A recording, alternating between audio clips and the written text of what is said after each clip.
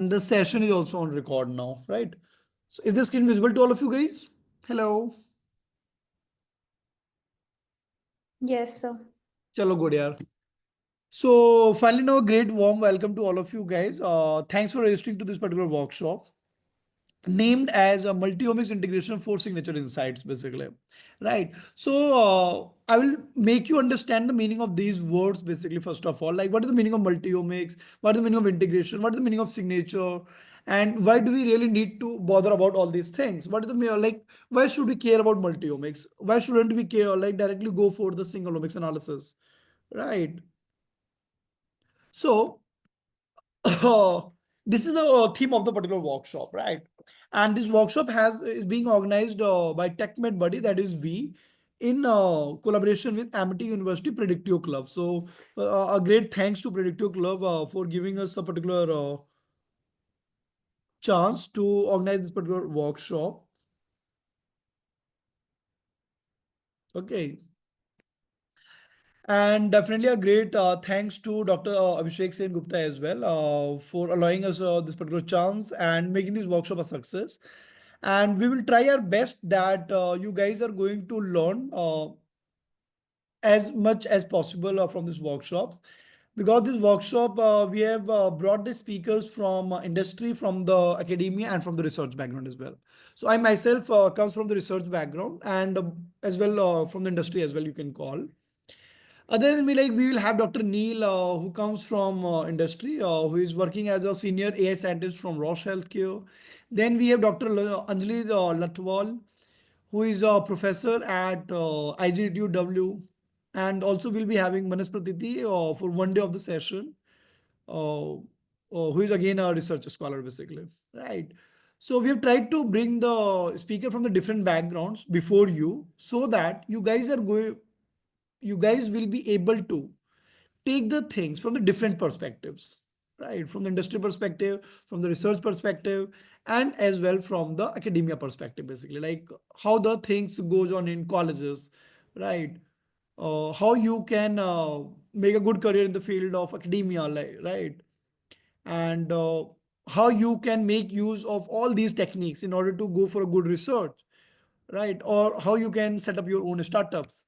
So you'll be getting the ideas from the different perspectives on the whole 3 days, basically, right?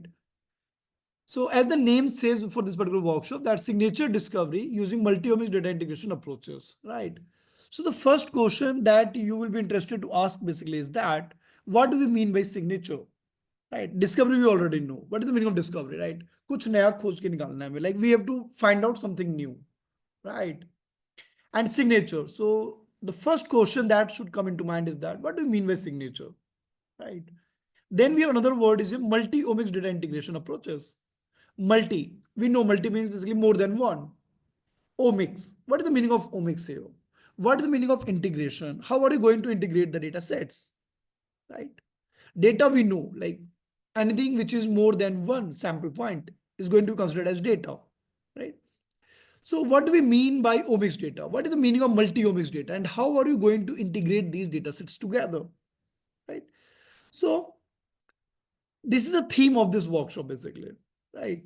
And few of the modules are basically like module 1 will be covering about introduction to multi-omics and signature discovery. What is the meaning of signature? How are you going to discover some signatures? Then we'll be trying to understand how are you going to pre-process your data and normalize your data in order to make your data set ready for the modeling visit, right? Then we'll be trying to understand the different integration techniques and approaches, right? In module 4, we'll be doing a case study where we'll be applying all these things together, right? And looking into the different concepts at a deeper level, basically. Okay. And module 5, basically like again a case study. And we'll be trying to give you a good idea about the healthcare data science. What is the meaning of healthcare data science? Why should we go towards a career in the field of healthcare data science? What are the different career perspectives and challenges that comes while one starts making a transition in the field of healthcare data science, right? So when we are going to start this session, and so you should definitely have the right to know that who am I basically who is going to take this session for today with you guys. Okay, so I'm going to be the host and the speaker for this complete session of today from 5 p.m. to 7 p.m. with you guys. Okay, so it's me, like my name is Alok, and I'm the founder of this particular company named as TechMedBuddy. Okay, which is a platform aiming towards helping a student make a successful career in the field of data science, healthcare data science, clinical data science, understand the different biomedical science from the data perspectives and all. And if I talk about my academic journey, then currently I'm a research scholar. Okay. Other than this, I have completed a master's in the field of complex system from Jawaharlal Nehru University. And prior to that, I have completed my bachelor's in the field of biomedical sciences from Delhi University and carries approx 10 plus years of teaching experience. So when I was in my school times, since then I have been teaching basically, right? And on this particular image that you can see here right now, these are just few of the workshops that we have conducted so far in the live mode basically, right? So we have conducted a good number of workshops at Jawaharlal Nehru University. So this particular image is from JNU when we conducted a workshop there. We conducted a workshop at Jain Khalsa College in Mumbai. Then we conducted our workshop at Delhi University, right? And this is the IGTW where we had given a talk on the road less traveled, right?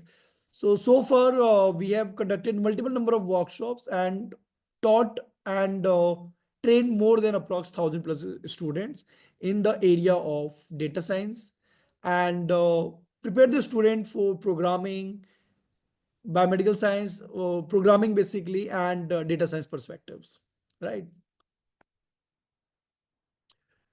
So see, the first question is basically like, why are we here today, right? So let me tell you guys basically, like when I was going through the application of all of you basically, the registrations, and what I found basically is that majority of the student for this workshop are coming from the bachelor background, followed by masters, and there are a few PhD candidates here, like hardly 3 or 4 PhD candidates are here, but many mainly the students are from the bachelor's background, followed by masters. So I've tried to make the PPT and for this session basically in a manner that it is going to be a complete introductory session to you. What is the meaning of omics and all? Okay. And then in the hands-on mode, I'll be delivering you the complete introduction to R language. So it will be a complete hands-on. I'll be showing you proper programming. Okay. And we'll be doing basically statistical inference and descriptive data analysis with the R language. Okay. And then we will try to analyze one gene expression dataset with the help of R language. Right. So in this session, by the end of the session, you will have a good understanding of the meaning of single omics and multi-omics. Then why multi-omics based signature discovery is required? What are the advantages of going in a multi-omics direction as compared to the single omics, right? And what do we mean by signature? The first question that we need to ask is, what do we mean by signature, right? So with this, I would like to start my session, and this is an open question to all of you guys. And feel free to make this session as interactive as we can. It is not going to be a monologue session. Okay. So feel free to interact. If the time is going to be less, then I will extend the session, not a big problem. Okay. But feel free to interact and make the session as interactive as we can. Okay. So this is the first question that I'm asking to you guys. What do we mean by signature? So anybody here in the audience would like to answer basically? What do we mean by signature, guys? Anyone? Guys, please interact. It will be good. Hello. Identifier. Identifier. But for what?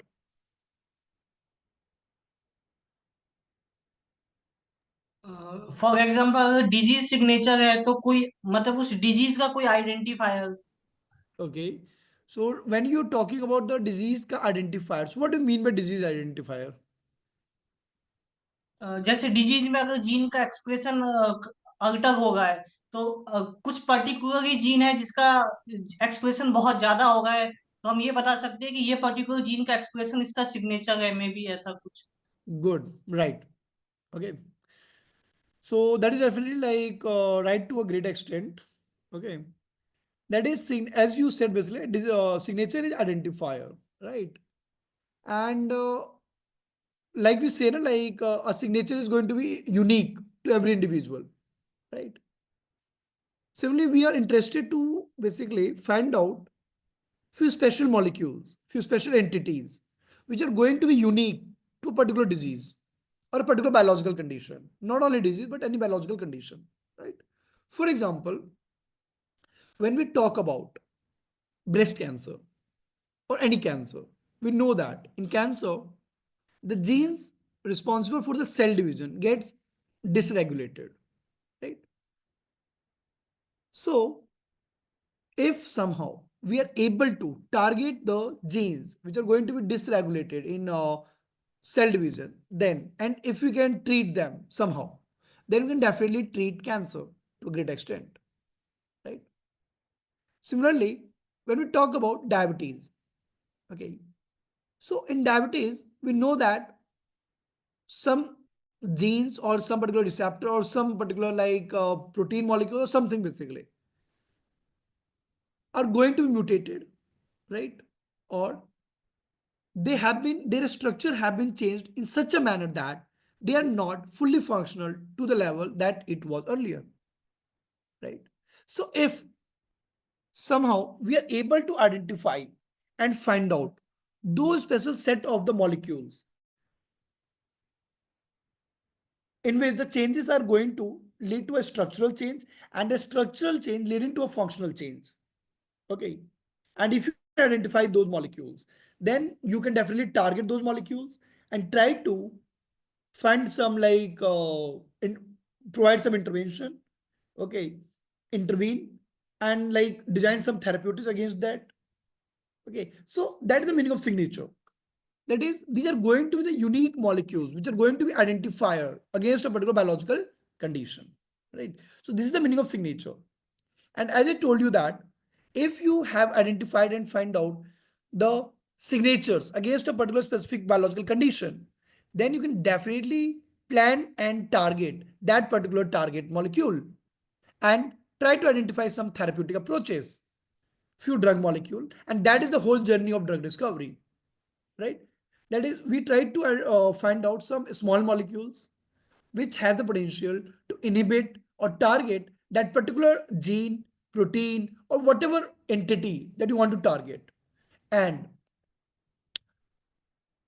provide some therapeutic implications, right? So that is the meaning of signature and why signatures are important in the field of biomedical sciences. Hope it is clear to all of you guys, right? Anyone, any doubts, guys? Hello. Hi, guys. Am I audible? Yes भैया. Chalo, good. Okay. So that is the meaning of signature basically, right? So now we really need to understand what is the meaning of omics. And when you talk about the signature, here I said that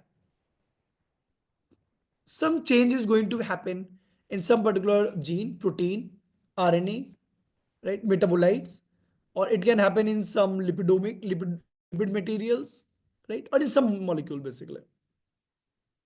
And if you really need to basically like find out some target molecule, so that then definitely it is going to require a whole set of new field of study, right? In which you'll be required to have good analytical understanding, where you'll be able to have the data, because without data you cannot do anything, right? You definitely need to have the data in your hand. If you do not have the data, you cannot do anything, right? Because it is the data with the help of which you will try to find out what is the problem, how the expression in the normal is there as compared to the diseased one, okay, and how the change is being happening, what are the other set of the molecules in which the expression is also changing as a result of that, okay. So we are interested to find out all those different possibilities, right? So for that reason data is very important, right? And before that, the question that we really need to ask now is that have you ever thought how the molecules are organized in us? Right. So we know, like, because you have been studying, like you, all of you are here +2, above +2 basically, either college graduates or PhD or master. So definitely you must have come across this particular diagram. And we know this thing, right? That there are different level of the organization, right? We have the monomeric units where we have nucleotides, we have amino acids, or we have the sugar molecules, right? Because there are the three different level of the informations mainly. So we can have nucleotides, because nucleotide is going to make you, give you DNA, right? Nucleotides are what? ATGC, right? And these are going to be like make like the polymeric unit, and then polymeric unit is known as the DNA. This DNA molecule is going to be organized into chromosomes, right? They're going to organize into the molecules named as the chromosomes. And then these chromosomes are present inside the cytoplasm or the nucleus, guys. Hariom, are they inside the cytoplasm or nucleus? Nucleus. Good. So then they are going to be present inside the nucleus. Then we have the amino acids. Their polymer is named as the proteins. And the protein molecules are the structural unit and the structural components of the plasma membranes, right? And definitely we know that like plasma membrane are the outer covering of the cell. Then we have the sugar molecules, right? Which leads to the formation towards the carbohydrate, right? Carbohydrates. So sugar molecule, their polymer is named as the cellulose, starch, and all. So cellulose is mainly found in the plants, right? And so cellulose, we know that it is the structural component of the cell wall. And again, it is present inside the and the outer walls, right? So now see, and these different level of the information is there inside the cell required, right? Other than this, we also have so many other components. But this is cell. The cell is going to be now organized into our what? Tissue. Then tissue gets organized into our tissues system basically. So the different tissue come together and form some organs. Organs comes together and form the organ system. And then we are a result of the organ system basically, right? So this is how the biology works. But here we have tried to look at the things at a single level, like separately. The question is that, does biology really works in a separate manner? The answer will be no, right? Because all of them are working together. The DNA is interacting with the protein. Protein is interacting with the carbohydrates. Carbohydrate is interacting with the DNA. Everything is interacting with each other basically, right? And when we really want to do something, then definitely you cannot find some meaningful inferences by studying a particular system in isolation. You cannot. Like the way we humans are the social animals, similarly, the cell is also a social entity, you can call, right? Or social entity, you can call, where interaction is highly required. Like the way, like you might hate India or you might love India, right? Suppose that you are a great hater of India and you say that like I do not want to live in India, it is highly corrupted, a lot of problems are there in India, and you want to settle abroad basically. And now suppose that you went to the world's best country, but your problem is that you do not understand English or you do not understand a few other things, and you are not that much social animal. Okay. No, suppose like you're a very social animal, but like you're very social basically and extrovert, but you do not understand English. Okay. And then you went in some country, and there you are not getting any people to like interact. You're not getting anybody to like interact, talk, spend your time. So then it is definitely going to be very difficult for you, right? Similarly, the similar manner, in a cell, all the different level of the layer of the informations are required, and they need to crosstalk each other. They need to talk and communicate with a different level of the molecules at a different level, right? Because it is the coordination of the molecules because of which I'm able to speak right now. Because just try to think, is it Alok Anand who is speaking right now, or is it something else? The answer will be it is something else. It is not Alok who is speaking. It is the molecules. It is the interaction of the molecules which is allowing me to speak. It is the interaction of the molecules which is letting me know what to speak. Right? Because you are nothing, like, trust me, like, you are nothing but simply a coordination of those and the organization of the different chemical molecules.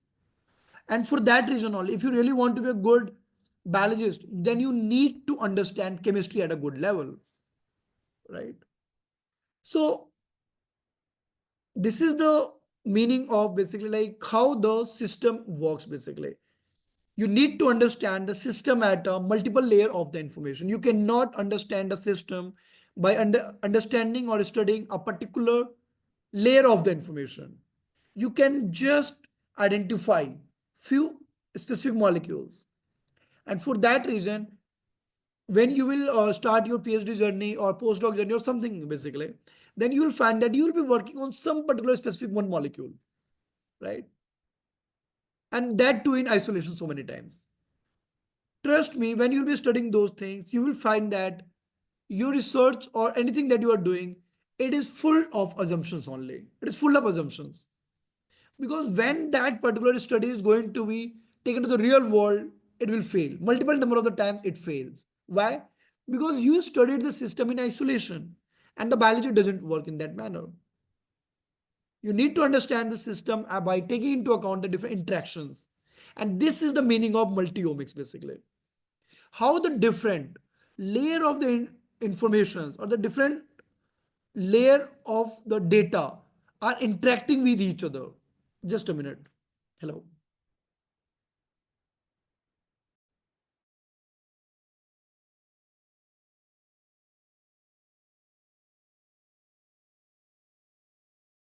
Sorry.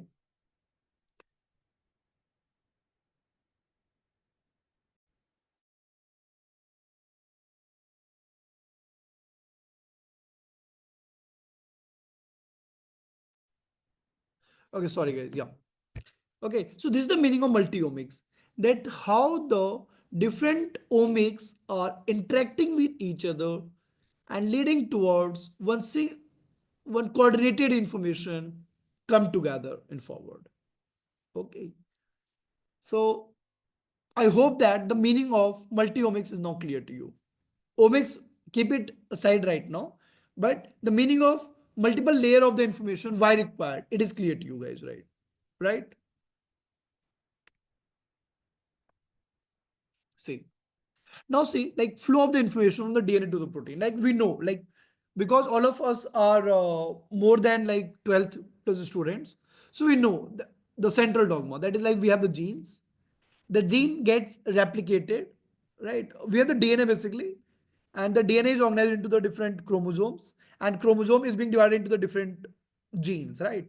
And these genes, the genes leads to the formation towards the RNA basically, ribosomal material, RNA basically, right? Ribonucleic acids.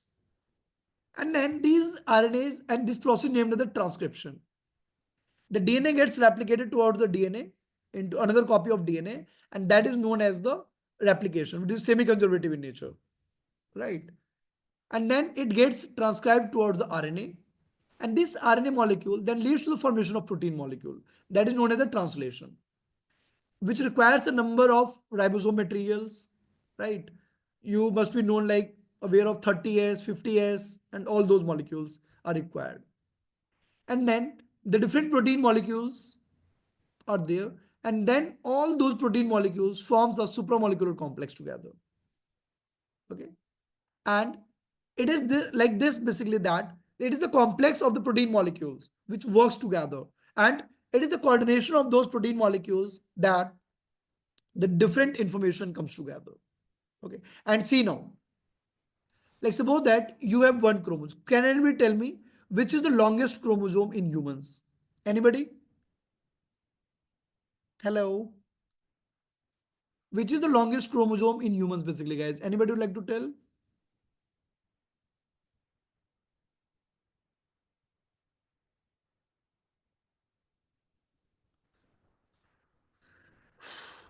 Hello? Hi guys, am I audible? Yes, sir. So can you tell us real like which is the longest chromosome? Chromosome 1. Great. So guys, please unmute and tell. Like I will not go into the chat and look into the sections. Okay. Feel free to unmute and tell. Okay.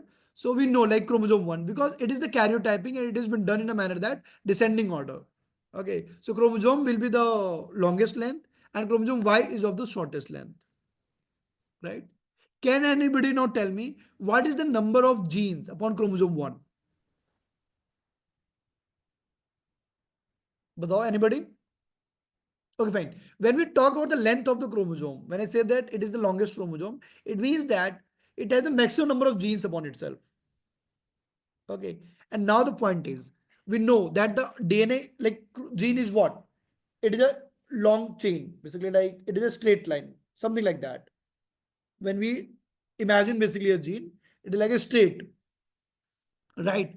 The different ATGCs coming together, the sequence of the nucleotides, right?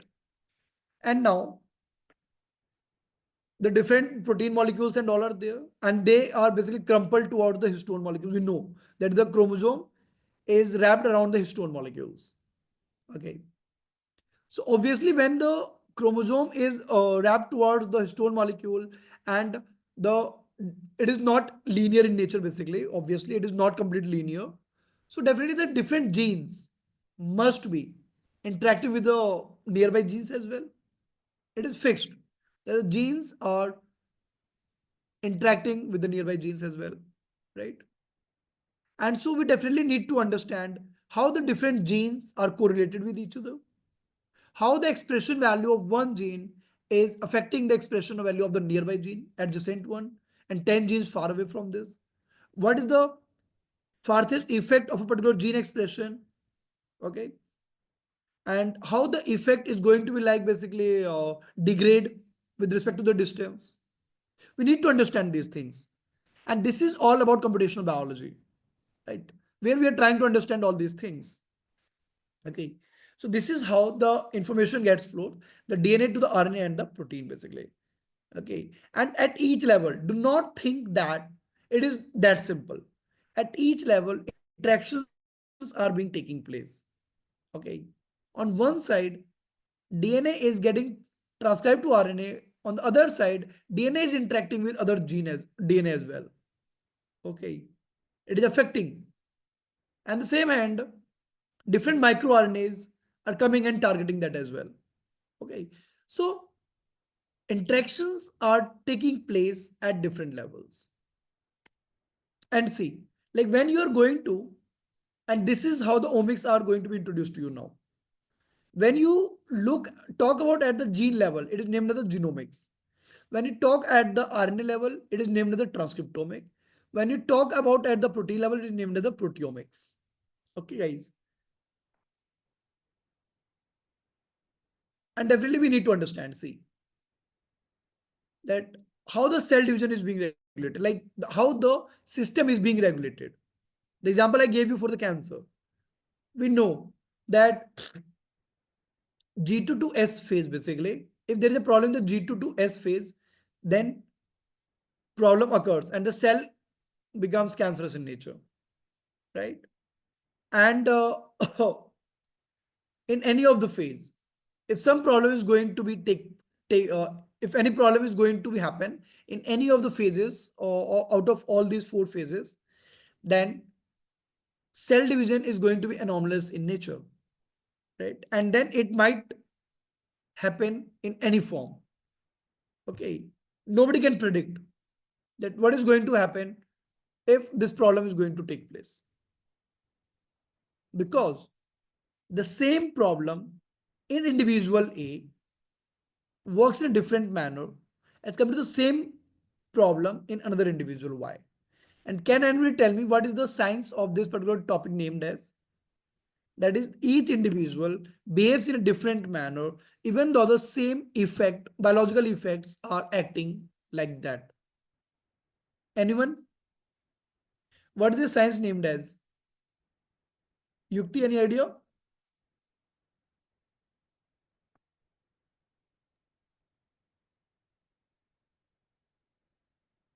Hariom, any idea? The same problem is going to attack two individuals, but both of them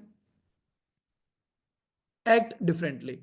For example, suppose that me and Hariom both got affected by viral. We both went to the same doctor. We were affected by the same virus even. The doctor gave few of the antiviral drugs to both of them. He got treated in a duration of 3 days, whereas I was not treated. I couldn't get completely cured. Okay.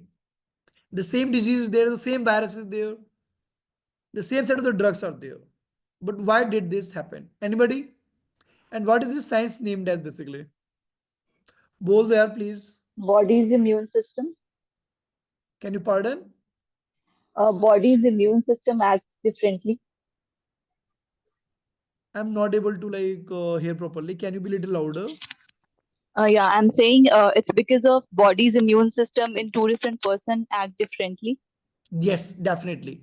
And what is this science named as basically, Yinjusho? Um, Immunology. No, definitely not. It is named as personalized medicine. Okay. yeah. It is named as personalized medicine. That is like each individual behaves in a different manner towards the therapeutics. Why? There is a different reason behind that. See. So I'll talk about this particular slide here. This is the precision medicine workflow basically, right? So it is nothing but simply, it says that when each of us has been designed in a different manner, or each of us are different, then why shouldn't we be treated even in a different manner? And this science named as personalized medicine or precision medicine. Okay. And this happens or goes like in that manner that we have the patient data. Okay. So we get the patient data, the samples. And then to collect the sample, there are different methods like liquid biopsy, surgical biopsy, and all. Then those data sets goes for the lab experimental methods, where these data sets goes for the molecular profiling, and where the molecular profiling, you generate the data for the different omics like genomics, transcriptomic, proteomic, metabolomic, epigenomics, phenomics, enomics, different omics level of information you collect basically via the molecular profiling. After collecting the data of these different molecular profiling, what is your task now? You'll be interested to analyze these data sets and find out what was the main problem because of which the disease happened or the patient got affected, right? Why, why a particular disease? So you are interested to find out those specific set of the, if the data is gene level, then the genes. Okay. If the data is at the transcriptomic level, then you will be interested to find out the different mRNAs responsible for that. If the proteomic level data, then the different protein molecules. Okay. You'll be interested to find out those specific set of the molecules which made a particular person behave in a different manner as compared to the healthy control, right? So you'll be interested to find out those specific set of the molecules. And this is required in order to analyze and find out those molecules. You definitely need to have computational methods.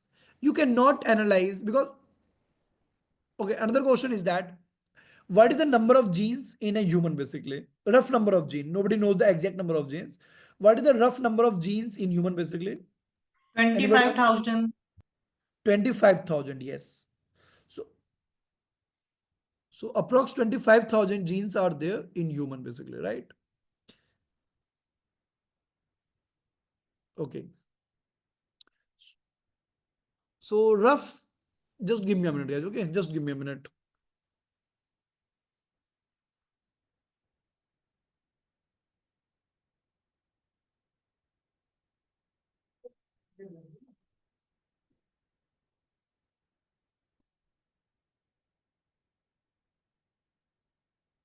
Fine.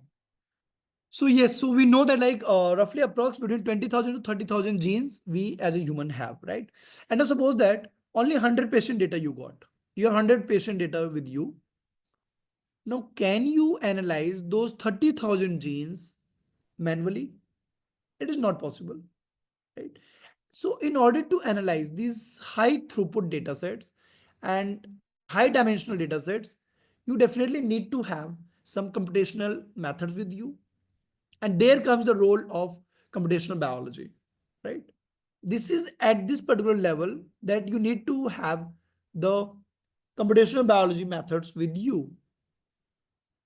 And these computational biology methods involves good level of statistics, good level of understanding of mathematics, programming at a very high level, undoubtedly. And then comes the role of the data science, right? So in order to analyze your data sets, you need to have the understanding of data science basically, right? And this is all about bioinformatics. So bioinformatics is nothing. It is simply data science with a domain understanding of biomedical sciences. If you understand data science, then definitely you will be able to do good computational biology. But you should have a good understanding of biomedical science as well.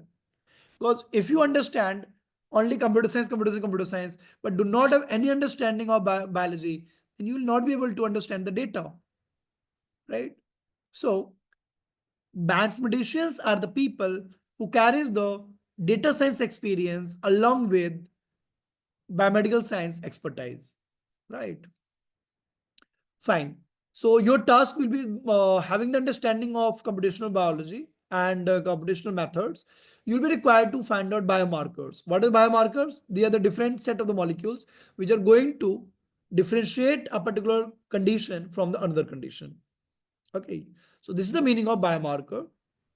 So your task is that only to identify the specific set of the biomarkers and then candidate identification.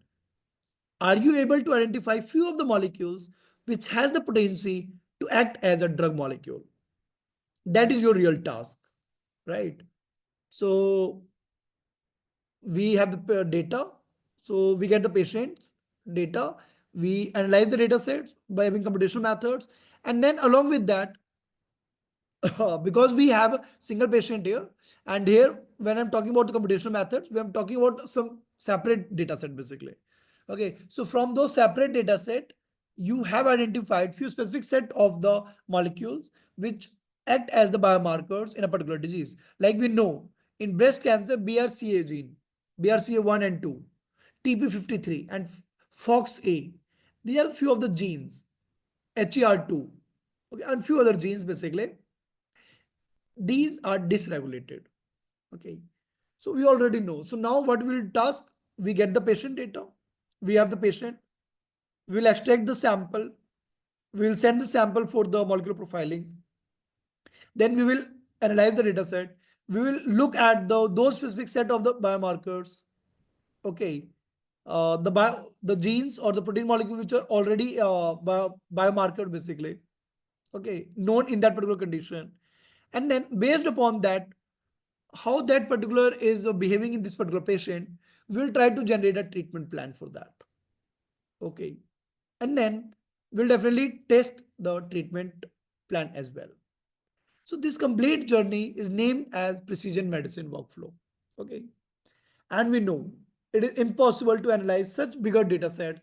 And for that, data science and AI makes an important pillar stone of the precision medicine treatment regimen design basically. Okay. So see, like when we talk about data sets and all, it was next to impossible basically without the advancement in the technology, right? We know this thing. If the advancement in technology would have not been there, then all this process would have not been possible, right? About which we are talking about right now. So see the on the left hand side, we are talking about highlighting here the different omics like genomics, epigenomics, transcriptomics, proteomics, metabolomics, lipidomics, and big data and variables. Variable are basically the different devices that you wear, like the Apple Watch, and now all the like number of companies are there with the watches which measure your health profile data and all, right? So see, in the genomics, we talk about at the DNA molecules, DNA level data, right? So see, first discovery of DNA happened in approx 1950 time. Then we identified and find out the genetic code deciphered was there, right? The different codons were obtained. The different codons were assigned the different amino acid naming basically, right? Then Sanger came and he tried to basically like sequence. So some sequencing started basically. Then PCR method was identified to amplify your smaller sample data basically to a larger scale. Then definitely like some good scientist and US consortium came and began to the foundation of Human Genome Project, which laid down the foundation of personalized medicine basically. If the Human Genome Project had not been started and designed and thought of, then definitely would have not been talking about all this stuff today. Okay. And then the first human chromosome completely sequenced, right? And then we got the idea that yes, this is how the genome chromosome is being present. These many genes are present on this particular chromosome, and it is not too far. It is just in the approx of like the genome project was completed in I guess 2003 somewhere, right? 2000 or 2003 basically. Okay, I do not remember the exact date. Okay, so and then so it was completed in yes approx 2003 somewhere, and then the different industrialists came together basically, and they laid down the industrial development and designed a machine named as different NGS sequencer machines. Okay, earlier we used to go over the Sanger sequencing and few other techniques were also there. So we came up with the like different company like Illumina, Affymetrix. Affymetrix is a microarray based platform basically. Okay, so number of different companies came together for the sequencing. Like we have microarray, then we have in bulk RNA-seq data, then we have single cell sequencer, we have flow cytometry, and we have number of different techniques for sequencing. Okay, and now we have like advanced sequencer like nanopore, which has the tendency and potential to sequence the longer reads. Okay, because in the traditional NGS based sequencer, you can sequence only the reads of approx 120 or 180, approx 150 to 220 base pair is the ideal length that you should sequence. Okay, but the nanopore can sequence the reads of very larger length. Okay, so what you can see basically is that it was not an overnight journey. It was a long journey, and the continuous effort. Guys, whosoever is trying to write their marker upon the screen, please do not. Okay. So it was not overnight journey basically, and it was a effort of large number of people, scientists coming together and working in a coordinated manner basically, right? Similarly, in the different data set, like different type of the data set, we have different technologies. We have different technologies basically, right? So like you can see here, scRNA-seq, spatial RNA-seq, and number of different technologies came and are there with the help of which we quantitate the data sets, we generate the data sets, right? Like see, if you talk about the lipidomics, the lipid profile data, we have HPLC, high platform liquid chromatography data, like technique. We have ESI MS of lipidome, okay, multi-TOEFL. So we have a number of different technologies, okay, and this came at a coordinate like sequence by sequence manner, okay, and with the help of these machines, we are able to generate the data, and the complete data sets are being generated in the lab by the wet lab people, and these people are named as the biotechnologists. Okay, these are the people because of whom we are able to get the data. If these people are not going to work inside the labs and generate the data, then trust me, data scientists are useless. They are of no use. Because there is no data, then you cannot do anything. In order to analyze or find something, you definitely need to have data. And data is being generated inside the labs by the people working in the wet lab, right? So the thing goes like that. First, the data need to be generated in the wet lab with the help of these many different techniques, the different platforms, the different machines. Okay. And then those data sets goes towards the mathematicians, the data scientists, the computational biologists. And then they start looking at the data from the different perspectives and try to identify the biomarker, the signatures, and other things from there. Right. So trust me, if you really want to be a good mathematician, then please, please, and please read about the machines in a deeper manner. Try to identify how the sequencers work, how the data set is being generated, how the reads are being generated. What will happen if the read is going to be very longer? What happens once the read is being sequenced? What happens after that? The chromosome is of length like, oh, sorry, one gene is of length approx 20,000 base pairs. And like that, we have number of genes. Okay. So how are you going to assemble those genes? Okay. How the assembling takes place, how are you going to find the read count of the genes. So all these things you'll be able to understand only if you are trying to understand at the very basic level how the data is being generated in the wet lab. Okay, so please, please, and please start appreciating the efforts of wet lab people and try to understand the wet lab at a very deeper level. Trust me, even if you want to be a data scientist, you need to understand how the data was being generated in the lab. If you do not understand those things, then trust me, you will not be able to analyze your data properly in a good manner. Because you do not understand, know which normalization should I prefer. Okay. This is the problem in my data set. Why this problem might have occurred. Okay. Why this problem was generated. How can I deal with this particular problem? So you need to understand your wet lab techniques in a very good manner, basically. Right. So the slide I've like taken from one of my friends' slide deck basically. So see, like we know this thing. Like when we go and look at the different movies, basically we know this thing that each of their story, action, sequence, music, direction brings a different flavor to the movie. But they need to harmonize and work in a coordinated manner. Because if everything is going to be like go here and there, okay, you will not be able to understand anything. So everything makes sense only if they're working in a coordinated manner. Okay. And it is really very hard to imagine a silent movie. Like, अगर आपको एक movie ऐसे दिखा दी जाए जिसमें no words are there, no music is there, nothing is there, only people are moving. Okay? There are like I do not remember when I was in my school time basically. So एक competition होता था, meme or something उसे कहते थे हम. I do not recall the exact word basically. जहाँ पे कुछ बोलना नहीं होती, just have to go to the stage and do some acting and all and make people laugh. Okay. But if you're going to have a movie for like that for 3 hours of duration, then trust me, like you will not be able to enjoy the movie and you will just go out of the theater. Right.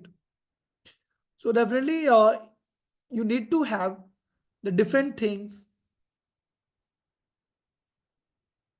working in a coordinated manner in order to make some sense. And similarly, the biology works. Because as I told you, like these were the words of one of my professor who taught me in my undergrad that whenever you are stuck in some situation or if you are asked some question in exam basically that this is the scenario, what is going to happen.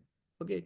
So you do not have to do anything. Just close your eyes and think that you are the person who have got stuck in this particular situation. And now, how are you going to behave and deal with this particular problem? The way you will deal with that particular problem, the same exact will be the philosophy with which that particular question will be solved. Okay.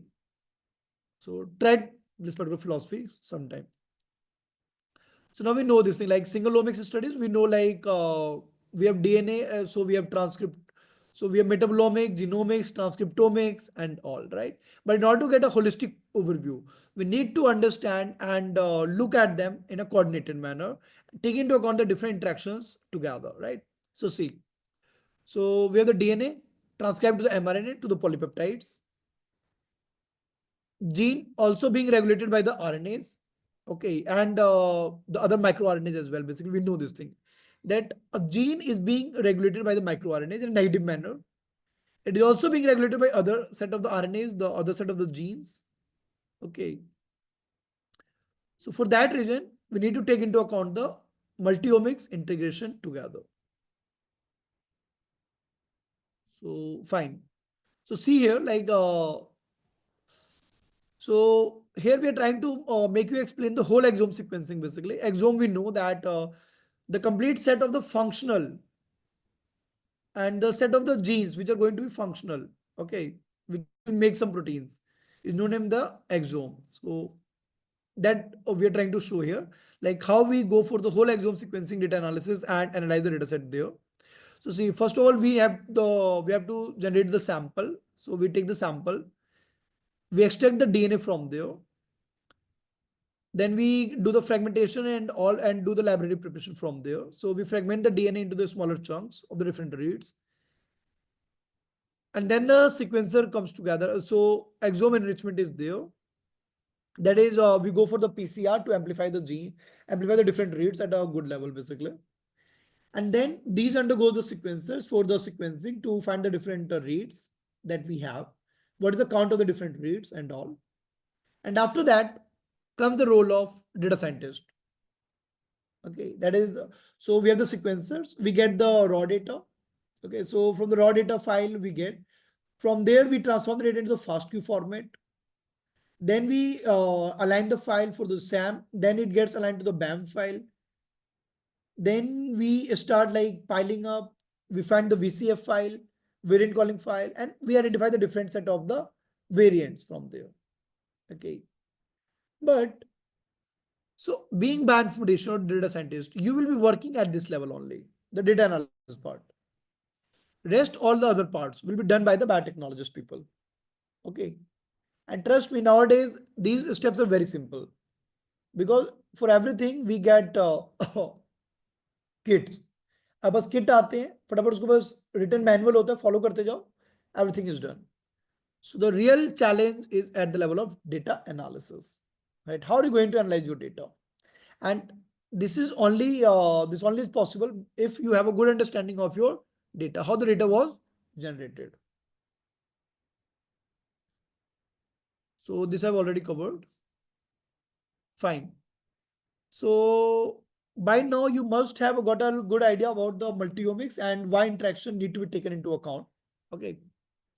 So here, these slides are again have been taken from one of my colleague, basically. Okay. So literature review for multimodality. So see, basically, like we need to understand what is the meaning of multimodality. So it is nothing but simply like when the different level of the information coming together. For example, if you talk about the movie, what is a movie? A movie contains audio, a movie contains video, right?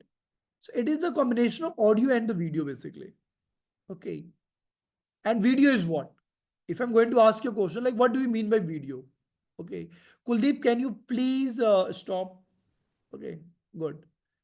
So see, like a video is what? A video is nothing but simply very fast number of images moving at a very fast frame. Okay, that is a movie or a video, basically. What is audio? Audio is nothing but simply a signal. It is a wave, basically, right? It is some signals. Like अगर आपने कभी video editing की होगी या आपने कभी कोई गाने सुने होंगे तो आपने देखा होगा वो यूं यूं यूं यूं ऊपर ऊपर नीचे लाइन घूमती रहती है. Okay, so if you want to like become a good data scientist in all this sequence analysis, like audio data analysis and all, then you should understand, like go and read about good mathematics, because that makes use of very high understanding of mathematics. Okay. So when you talk about the multimodality, the different layer of the information comes together, and we need to analyze the data by keeping into account all the layer of the information together. Like for example, ChatGPT. ChatGPT के अंदर multimodality डाला गया है. You know this thing. आप वहां पे अपने images डाल देते हो, images में कोई भी text लिखा हुआ extract कर लेते हो. आप एक इमेज डाल के उसके बारे में पूरा समरी जनरेट करवा सकते हो, आप एक समरी दे करके उसकी बेसिस पे एक वीडियो जनरेट करवा सकते हो, right? So how did it all become possible? Because at the time of training, these different kind of the task the model has been trained upon. Okay. And when we talk about multimodality, it means that for the same set of the data, you need to have the same set of the other layer of the information also. It is not like भाई इन 100 patient का transcriptome data है, but जो protein data है वो अगले 100 patient, then it is not multiomics data. In order to be a multi-omics data, you need to have the different layer of the information or the data for the same set of the patients with you. If you do not have, then it is not a multi-omics data. Okay, so see, like in this paper, you can see that improving the prediction of survival in cancer patients by using ML techniques. Expensive of gene expression data. So only one layer of the data we are talking about, gene expression data. Okay, so it is what single omics. Building prognostic models for breast cancer patients using clinical variables and hundreds of gene expression signatures. So here we are talking about two layers of the information, the clinical information of the patients and the gene expression data layer. So here two level of the data. So here we can call it as the multi-omics. Okay, again it is not a omics because it is not a omics, but it is a multimodality. Why omics? Because in omics we deal with the biological specimens. Okay, and clinical data is not a biological specimen. It is the phenotypic characteristics. Then see here, integrating clinical, molecular, proteomic, and histopathological data. So clinical, again, it is a different modality. Molecular data, gene expression data, or RNA data. Proteomic data, again, protein expression data. Histopathological data, it is histological tissues. So it is image data. And integrating all these different modalities together in order to what? Simply identify the signatures, right? So it is what? It is example of multimodality. And then what is your task? You will be interested to basically integrate all these data sets together and then identify the signatures or the specimens from there. Because when you are integrating these data sets together, you are cross-talking across the different layer of the information. You are, for the same set of the patient, you are trying to identify how the clinical information is related with the genes, how that particular gene is interacting with the proteins, and how that protein is interacting with the different features which will be extracted from the image data, right? So it is the interaction that we take into account in multi-omics data integration approaches, and for that reason it becomes very confident and good method in order to identify signatures. And then DL based multimodal data integration enhancing breast cancer disease free survival prediction. See, so now here you can see that so I will take only 5 more minutes, then the slide will end basically. Okay, so see, so we have the health data. In health data, we talk about like diabetes, cardiovascular, pregnancy, exercise, weight loss, cancer, viral infection, organ transplantation, genetic variation, and all. These are different health conditions for which we need to generate the data, right? And these data sets are being generated by the different techniques, right? Like wearable devices. भाई exercise के लिए आजकल आपको पता है, आप gym जाते हो वहां पे भी आप घड़ी पहन के रहते हो, right? Which is like it is very hard to like comment upon that. Like, is it good to wear a particular watch which monitors you every time, or it is not? It is a matter of debate basically, right? Then is it good to keep your all the complete health information saved via some apps? Is it really good or not? Because you should know that whichever app you are using, your data is being shared. Because trust me, whatever data once goes on the internet, it is always and always there upon the internet. Trust me. आप कितना ही data कैसे delete कर दो, data कहीं ना कहीं पे जरूर है. Okay, so it's always, if you really want to keep your privacy, if you really want to keep yourself safe, okay, and do not want to indulge in some unwanted problems, never ever generate data which is not, which you think will be any problematic or bring any problem to you in the future, which might bring any problem in the future, right? Never ever generate some data like that. Okay, so that is the only solution. Because if you think that you're going to generate some data and the data is going to be safe forever, it is not possible. Anytime, anyhow, the data can get leaked. Suppose that, suppose that uh, any couple or somebody like captured some of their private moments in their phone, and sometime they were traveling, the phone they lost their phone. And now just imagine what can happen. Similarly, suppose that you downloaded some app in your phone and you started putting all your health information upon the app. And now might be they are providing very like good data services, privacy and everything, but your health is being shared, because when different kind of the models is running upon that, the analysis is being taking place upon that, your data is being used. So, and your data is not safe. And trust me, if you might be aware, approx 2 years back or 2 years back, AIMS data got leaked. Cyber attack took place and it was under great threat basically. Okay. Because if you are going to have the complete health information data of the complete nation, suppose any one hospital, anything can happen with you.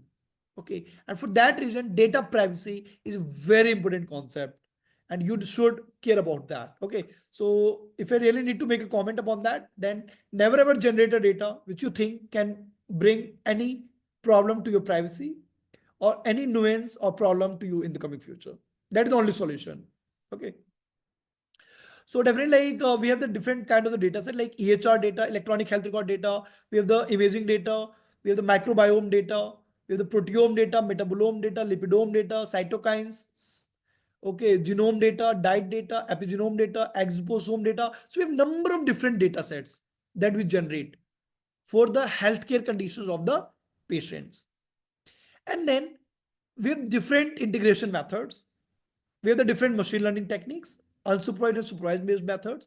Unsupervised based methods, we have we try to like provide different sub-level to the data set, the patients. Like we try to provide some cluster IDs, okay, based upon the gene expression data, or based upon these different integrated data set information. This particular patient is similar to which particular patient and other patients. So that is named as the clustering. Okay, so you try to identify pattern mining. You try to identify the different patterns in the data. Okay, so that is the meaning of, and that is the task that you try to do in the unsupervised task learning basically. So in integration, what you do basically is that suppose that you generated 5 layer of the data, then your task will be to integrate all those 5 layer of the data together and then make a single matrix. Earlier 5 different matrices were there. Suppose 100 patients are there and 5 different layer of the data are there, and each layer of the data will have different set of the features.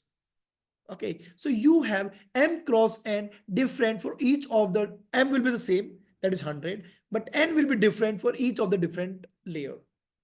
Because we know genes have different number, lipid profiles have different number, proteome will have different number and all. So then you will be required to integrate all these different matrices into a single matrix. Okay. And then you will be responsible to do the pattern mining in that and identify some clusters. That is task number 1. Now suppose that you were given the target variable ID also with you. You are given that ये 100 patient में 60 patient breast cancer के of stage 3 है और ये 40 patient breast cancer stage 2 के हैं. And now you are interested to find out few of the gene expression signature, microRNA signature, methylation profile, methylation profiles against disease 2 with respect to 3. Now it is a supervised learning problem because you have the target variable with you. So when you do not have the target variable with you, we go for the unsupervised. If you have, we go for the supervised learning technique. In supervised learning, we have the Dablo and number of different techniques are there. In unsupervised, we have MOFA, like a number of different techniques are there in unsupervised also. We'll try to look into the different techniques in the coming classes. So tomorrow I will try to make you understand Tableau and one SNF technique. SNF is unsupervised, Tableau is supervised basically. And then with the help of this data, then you can do disease risk prediction, disease subtyping, biomarker discovery, molecular insights, and then response to treatment, definitely. These are different tasks that you can do, right? So this is how the biology works. And trust me, in order to do all these things, you need to be a healthcare data scientist. Okay, you need to have understanding of data science at a good level. Fine. So this I've already covered basically. Fine, see. So what are the different advantages of multi-omics approaches? See, like it captures the multiple layer of the regulation, which gets lost when we analyze the data in a single omics layer, right? It enables more robust biological interpretation, obviously, because you have taken into account the interaction across the different layers. So they are more interpretable. It leverages synergy and complementarity across different omics data. Yes. Patient stratification based upon the different set of the layers. Okay. Stratification means subtyping basically. And then addresses disease complexity through multifactorial insights. Now you are looking at the same disease, but from the different angles, right? You're looking at from the gene level, from the lipid level, from the other level of the data as well.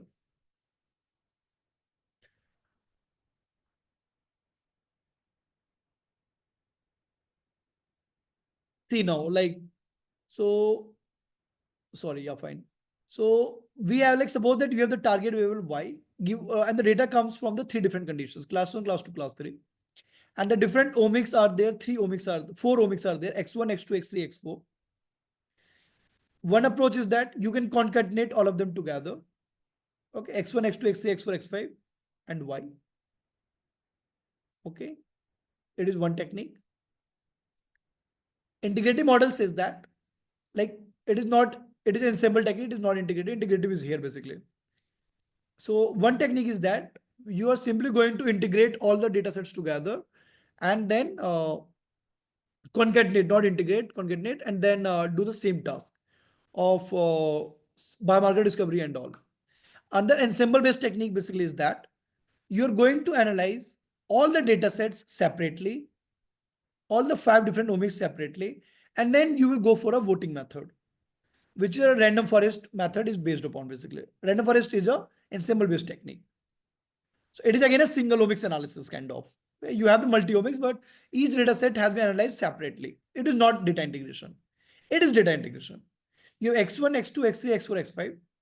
And now you are taking into account the interaction. See, X1 with the X3, X1 with the X4, X2 with the X3, X2 with the X4, and all different possible combinations we try to take into account. And we have to target variable. And now we will try to identify and do the same ML task basically that we are doing on this biomarker discovery and all, right? So yeah, like for example, see like on the below image class prediction. So first you get the data, you train the model and all, and with the help of the model, you are going to find some set of the features. With the help of those features, you will now identify a particular new patient. Do they belong to which particular class? Like we have class 1, class 2, class 3. So you will get one particular patient. So see, like we have the one new patient basically. And then you are going to use all the features which you have found. Okay, and the model weights which are there. And then you will try to predict the class of that particular sample. And this is how the multi-omic data integration works. So, and these images I have taken from the Tableau paper basically. Okay. So this is very simple. Like the other different method, like you can see here, data input method and the graphics. Like see, in the single omics, we have X cross Y. Integrative model, we have the different layer of the data, X1, X2, XQ, XY, XQ basically, and Y is the target variable, right? So in the single omics, you are simply going to analyze the data set. And like you have the technique named as sparse PLHD. Okay. Whereas when you talk about integrative omics method, so here you can see that like we have q number of the different omics, x1, x2, xq omics, right? And you have a single target variable which was there in the single omics as well. Now here, the way I showed you basically in the Tableau, the different omics are going to be integrated together, right? And so here all these omics gets integrated together, and again the same task, the target prediction or want to do, you can, right? With the help of any ML model, basically random forest and other whatever model you are interested in, basically, right? So that is the task being done by the integrative models. And even in the multi-omics different integration models, we have again different kind of the models. Then we have mint, we have sorry, fine. So even within in this, basically we have different number of the models, okay, which works in a different manner at different times, okay. And then there are few of the graphical visualization which I will give show you in the hands-on session, which we will do in the day after tomorrow class, basically in the last session, basically, okay. So there we will generate all these graphs, and I will make you understand how to interpret these graphs, basically, okay. It is a promise that I will do a case study with you guys and make you understand all these different graphs and how to interpret these graphs together, right? So this we can leave basically, and this is like the different visualization methods that we come across. Okay, so this we will cover in the case study and the hands-on session. Okay. So fine, this is all for the introductory session. I'm really sorry, like the session went for more than I expected time.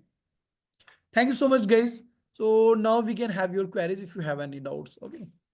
Then we will have a 5-minute break, and then I will start with the proper statistical inference and the R session. And I will request all of you to like, if you have joined using laptop, please open that. Okay. So yeah, hi Priyanka, you go ahead with your question, please. So like you had mentioned earlier that in Be a little louder, please.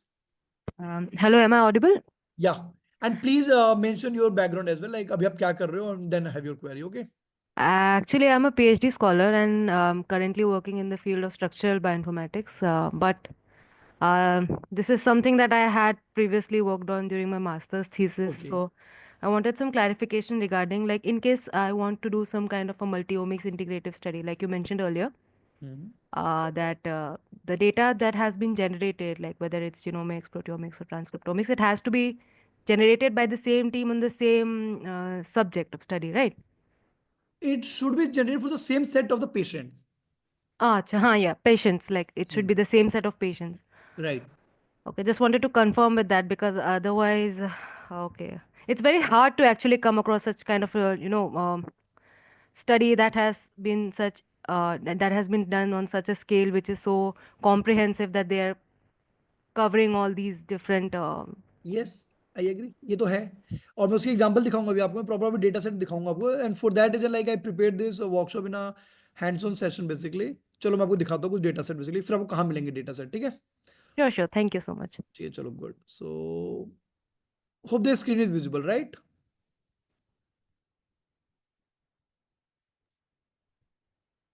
So hi Priyanka, is the screen visible? Um, yes, sir, the screen is Chalo, visible. good.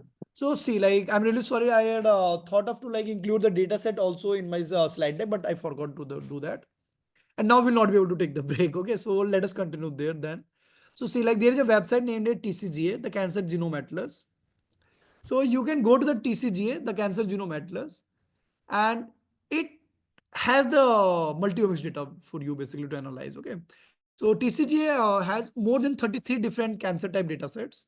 Okay, and for different data type, cancer type basically, we have multiple layer of the data set for the same set of the patients as well.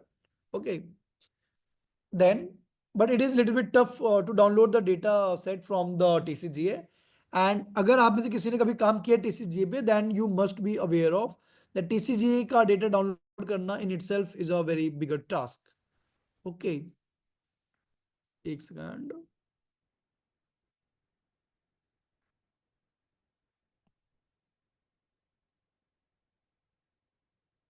Fine. Okay. So then you can go for the Gina browser basically. So Gina browser is a very good platform that I have found basically. And it's a really very good platform. Okay.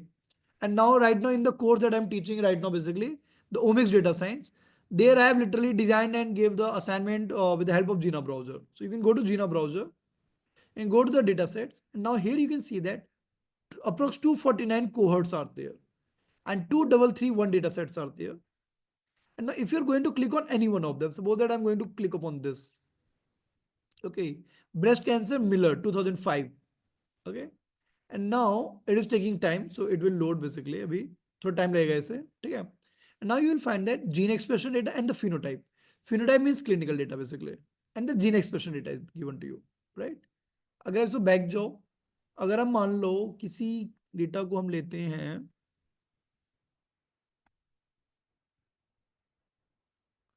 just give me a minute.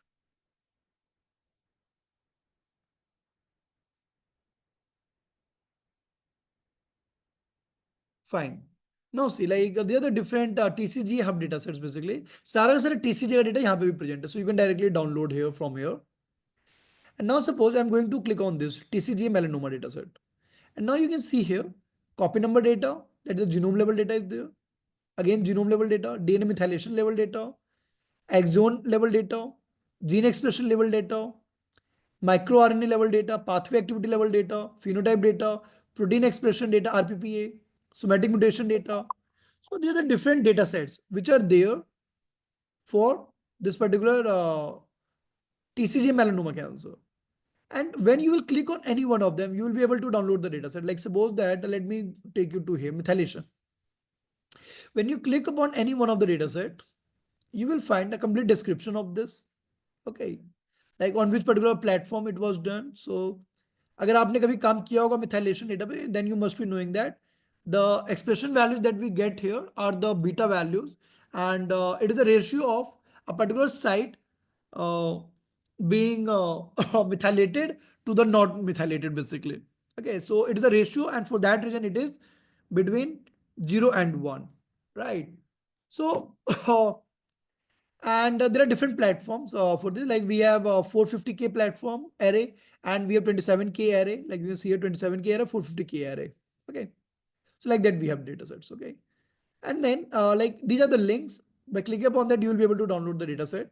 Okay, so you can click and download the data set as well. So I will not click upon this because my laptop is out of space, and I might run into some problem. Okay, fine. So because जो methylation data, it is really very big. Okay, but I will go one slide back, one step back, and let me do the gene expression data for you, because I need to show you the hands-on session for now. So I will download gene expression data for you basically. Are you following with me, Priyanka? Yes. Sir. Hello. Hello. Yes, I am. Great. So now here like we have gene expression RNA-seq data. So like suppose that I'm going to click upon this Illumina high-seq or PanCan normalized. So let me click upon this because it is a normalized data. Okay.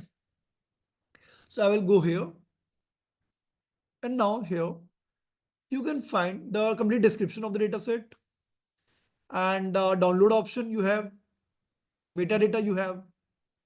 Okay, ID gene mapping you are given, and then you are given the sample, basically the screenshot of the data. Okay, so it will look like this.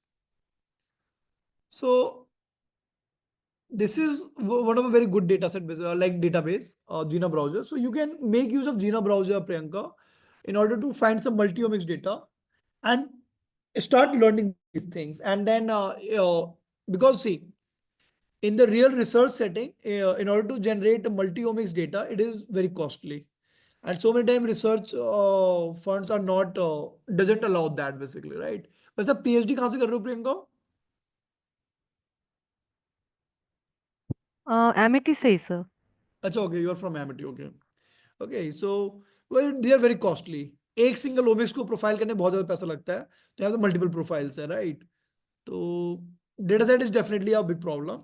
Okay, but you have number of different databases where you can find these data sets, and you can learn for the purpose of learning and all. You can definitely download. Okay. So for the purpose of hands-on session, I will show you the complete hands-on upon this data. चलो अब मैंने ये data set open कर लिया है. So I will show you the hands-on upon this data only. इस पे कराएं नहीं कराएं नहीं इस पे नहीं कराएंगे चलो. Because I downloaded one data set 2 days back only. So I will show you the hands-on upon that data basically. Okay. But we can take a 5-minute break, guys, because I'm literally tired now. Okay, fine. No, before break, we can have other questions. Okay. Any other question, Priyanka, now? Currently, no. Chalo, good. Hi, guys. Any other question with any of you? Hello.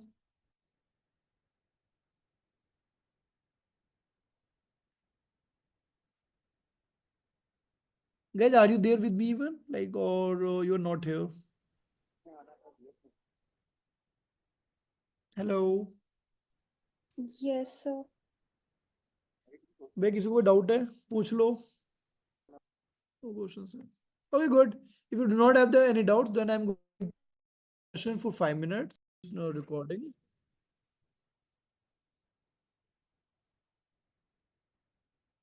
So fine. Hope the screen is visible now, right? Hello. Yes, sir. Yes, sir. Chalo good यार ठीक है. So let me open my. This is a really problematic thing. Unable to join this meeting. Okay, not an issue. Fine. Okay, so yes, R is closed right now. So see, first of all, if you do not have R in your laptop, then please install R. Right now, I cannot allow for that. Okay, because I will just take half an hour session more.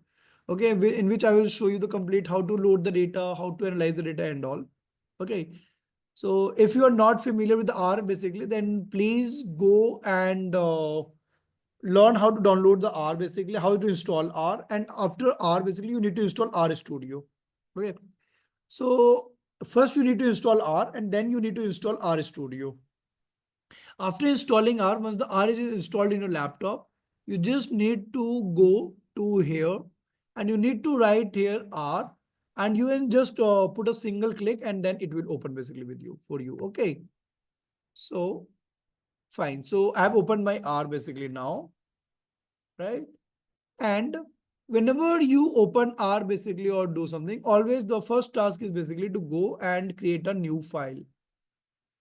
Okay, fine. By the way, guys, can you tell me like how many of you are not comfortable or is looking at R for the first time in life? So please put a -1 in the chat. जो R पहली बार देख रहे हैं कि R कैसा दिखता है, chat में -1 डाल दो एक बार प्लीज. Guys, प्लीज डाल दो.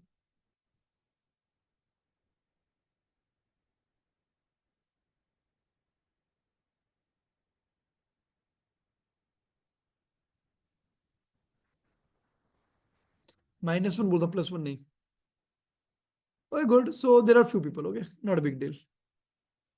आप डालते रहो -1 ठीक है, because at the end I would love to like basically look at this stats. Okay. So fine. So you need to basically like I will teach you. I will teach you basically like R also sometime, not at this time possible. Okay. So here you need to go to file and you need to click upon new file basically. Okay.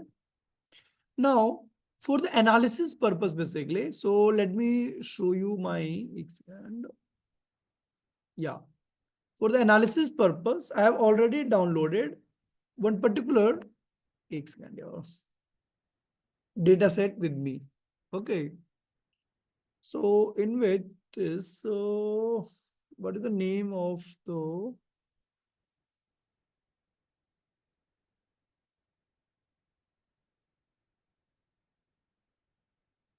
I forgot basically like किस नाम से मैंने download किया था data. Yeah, this is the folder. Okay. So see, like this is the data folder where I have downloaded and kept a data set.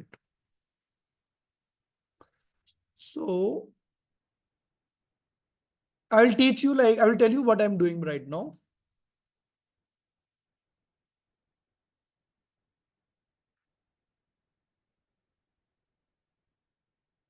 Chalo, fine. So let me explain you first. Okay, see.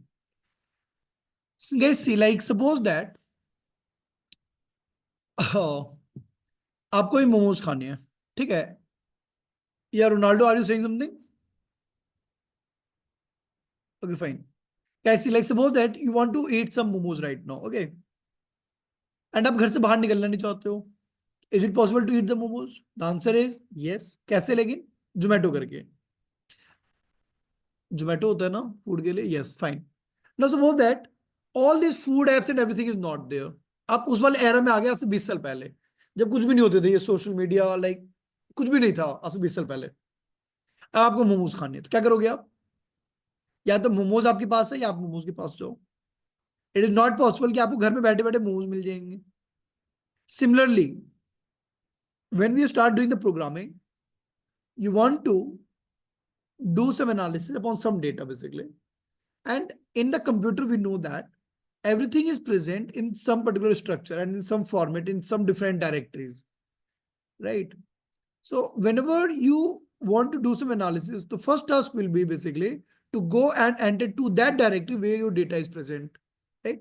And for that we do the code called setwd, set working directory. Okay, so that is set working directory, and we are setting the path for the directory in which my data set is present. Is it clear, this code? Good. Yes, sir. Now we will be interested to see basically that how many data files are there in that particular directory. For that you can do list.files, and now you can see here that two files are there, highseq v2 underscore pancan and highseq v2 underscore pancan.csv. And now this is the data set that I'm interested to analyze basically for now. Now hash is used for commenting a particular line.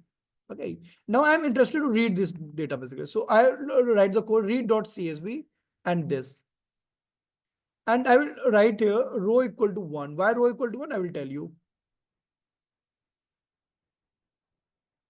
See, so I have like read a particular data by this code read.csv. Read.csv is the function which is going to be used to read a particular CSV file. Okay, because it is a CSV file. So I wrote the code read.csv. Row equal to 1. I will tell you why. So now we have read a data frame. Data. Now can anybody tell me here that Excel में जो data होता है उसमें क्या कहते हैं? बताओ भी, कोई बताएगा? In the computer science language, how do we define the data set having rows and the columns? Anybody? Harshita, आप बताओ. Array, sir. Can you pardon? Array. Array, yes. We call it array, right? Then if you're going to like basically like थोड़ा सा उसको design कर दिया, रो name दे दिया, column name दे दिया, ठीक है, और तो वो मैट्रिक्स बन जाएगा. मैट्रिक्स कब बनेगा? जब आपके डेटा फ्रेम में, okay fine, let me ask question. There is one matrix and there is another concept named as data frame. Can anybody tell me here what is the difference between a matrix and a data frame? Anybody? Riya, आप बताओ. Hi Riya, are you there?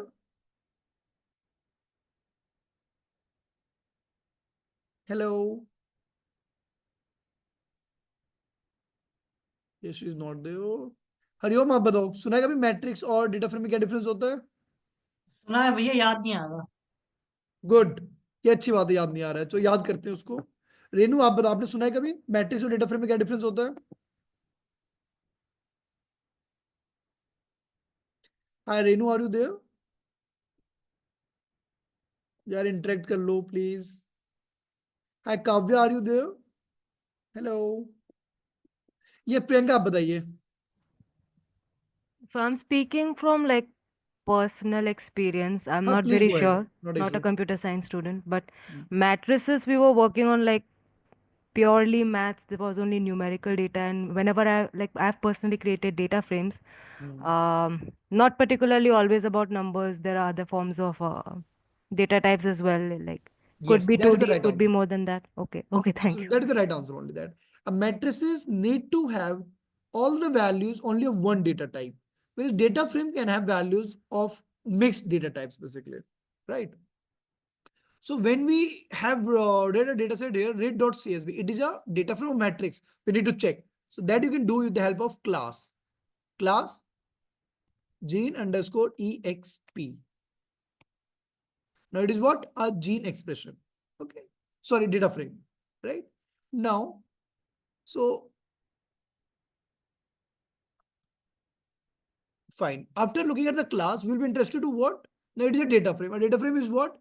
It is a combination of rows and the column. Now we'll be interested to see basically how many rows are there, how many columns are there, and what do the columns represent, what do the rows represent here, right?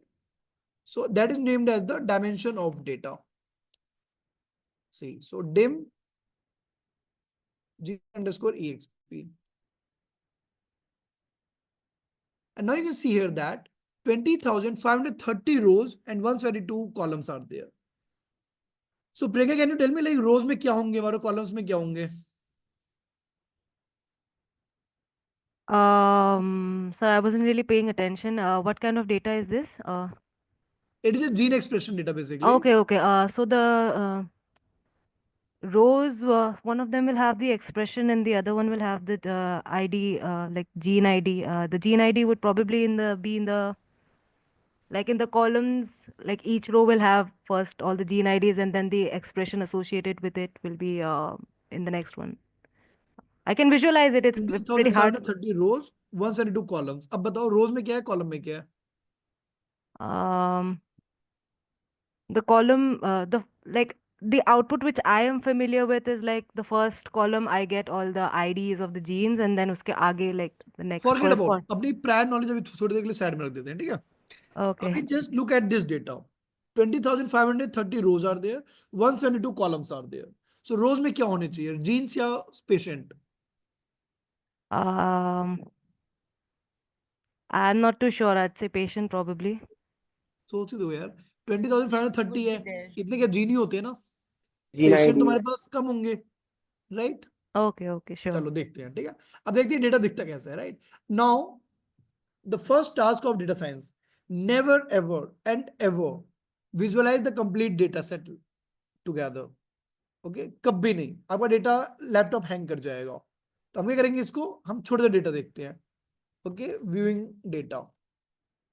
So view sorry gene exp.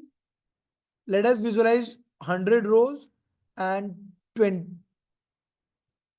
20 columns. Okay, now let us see here. See guys here. So you can see here now. Hope all of you are able to see this, right? Renu, is it visible to you? चलो होना ही Yeah, चाहिए. we can see that. Great. So see here now, here over the rows index, we are having the gene names. Over the columns, we are having the patient IDs. See, we are having the patient IDs, right?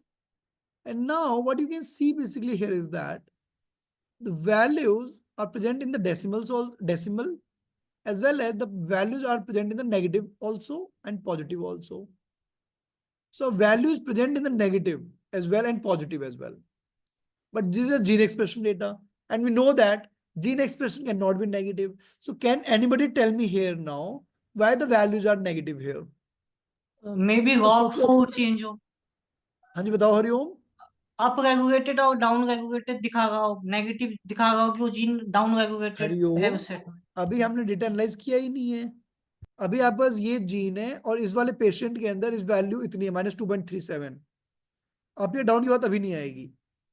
अभी बताओ कि RAM 1 gene जो है इसका patient इसमें इतना expression है, negative value कभी हो नहीं सकती, बट नेगेटिव दिख रहा है. तो नेगेटिव क्यों होगा, ये क्वेश्चन है.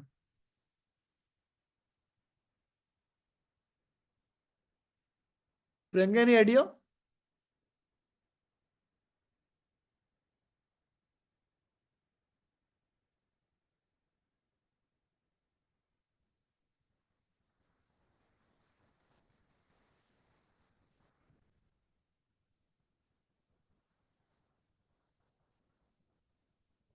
Hi guys, anyone would like to try?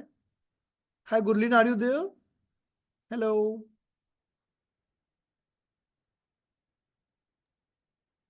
तो ये उतना एक्सप्रेस नहीं हो रहा. Okay, fine. Priyanka, any idea? No idea as such. I actually put it on chat right now. Like, is it normalized? Let me check आपने क्या लिखा है. Is it normalized? Yes, that is the question. Yes. अगर normalize है तो normalize कैसे किया होगा, मुझे नेगेटिव आ रहा है. That I don't know. Good. Chalo, good. So see, like this is what I'm more interested in, basically to like make you think. By looking at the data, you need to think basically that correlations show maybe no, they are not the correlations. Like you need to think. आपने data देखा, आपको सोचना है कि values क्या है, ठीक है, एंड ये वैल्यूज नेगेटिव क्यों हैं, ठीक है. So the answer here is basically these are on a log scale. Okay, the data is transformed on a log scale basically, and any value which are less than 1 and greater than 0, it will become negative. Okay, for that reason the values are negative. Is it clear now, all of you guys? Hello. So could you please repeat it? The answer is the data is transformed on log scale. Okay, and any value between 0 and 1, log of that number becomes negative. Let me show you. Suppose I'm going to generate some numbers 1 is to 10, and I'm going to take log of 2. All of them are positive. Agree? Now I'm going to generate numbers minus 10 to 10, and I'm going to take the log. See, log of negative numbers are not defined, right? Log of negative numbers are not defined for that reason, and log of 0 is infinity, minus infinity. Positive numbers 1 to 10, it has started showing. Now I will generate the value of logs. See, 0, 1, 10.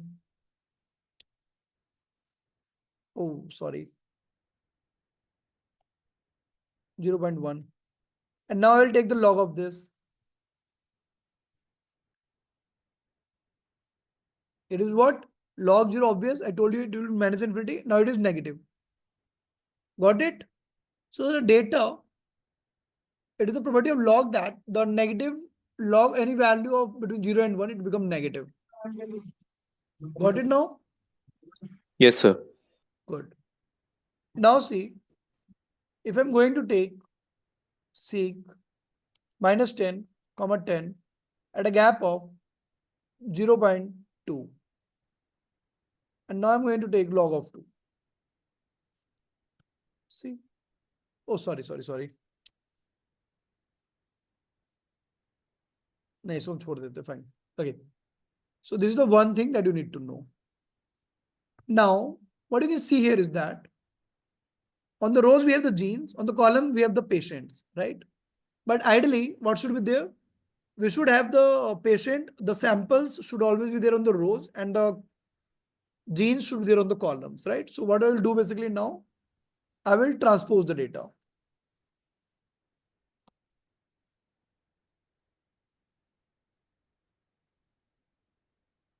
So I now transpose the data. D T gene underscore exp and data dot frame. Why data dot frame? Because when you do just the T of gene exp, it becomes matrix. But you want what? You want a data frame.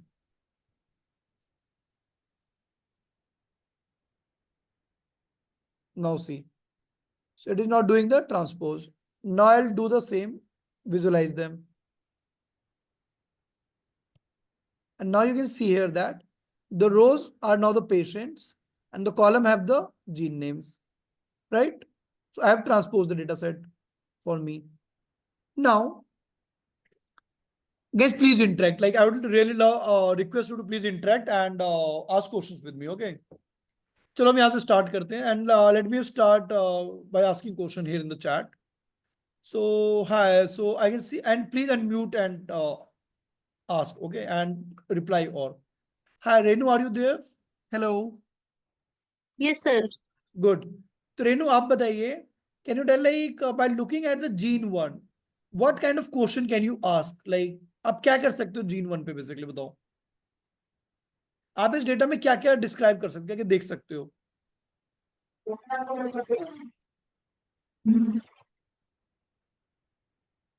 बोलो, थोड़ा Yes, sir. सोचो. Yes, sir. Yeah, I was thinking.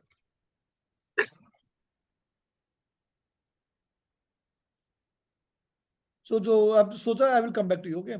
Hi Abida, can you tell? Hi Abida, are you there?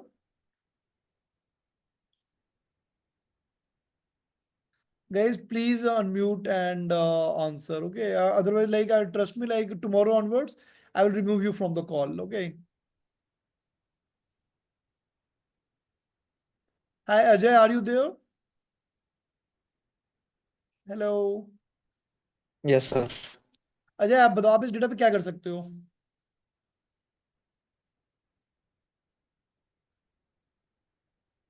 आपके पास ये data है, आप इस पे क्या कर सकते हो? कुछ भी बताओ, आप इस डेटा पे क्या देखना चाहोगे? आपके पास ये जीन है, इधर पेशेंट, इस जीन को क्या करना चाहोगे?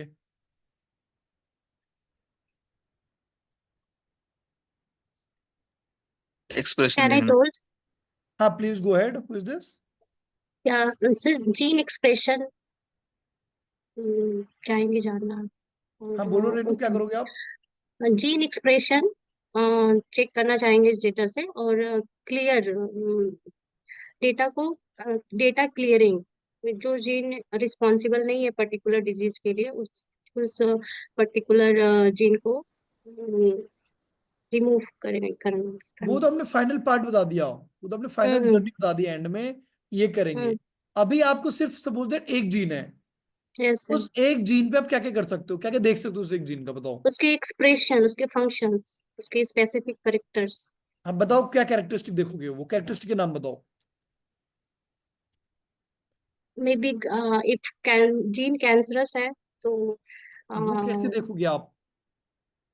See, like here I am talking about the stats basically right now. Okay. So what are the different statistics that you can do for this particular gene? Okay. So what you can do? You can look at the mean, you can look at the median, you can look at the distribution of the gene. Right? Agree? yes, yes, yes. So see, like gene underscore exp, and then you can give a dollar sign. By giving the dollar sign, you will get the name of all the different columns, and you can select any one of them. Suppose I am interested in hive 3a. If I click on this, it will return me all the expression values. See, it will return me all the expression values. Now, I'm interested to look at the summary of this. If I will type summary, it will give me a 5-number summary basically. And now you can see here that I have generated a 5-number summary of this gene, HIF3A. Minimum value is minus 3.197. First quartile value 1.143. Median value 2.348. Mean is 2.189. Third quartile is 3.481. Maximum value 6.945. If you want to visualize this, then you can do what? You can draw a box plot for this. See,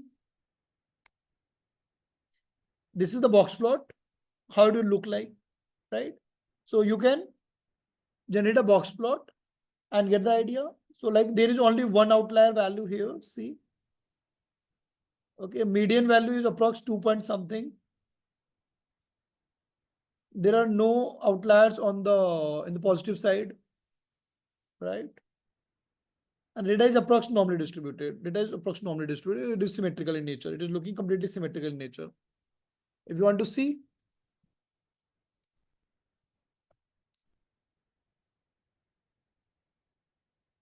density, and then I will draw the plot.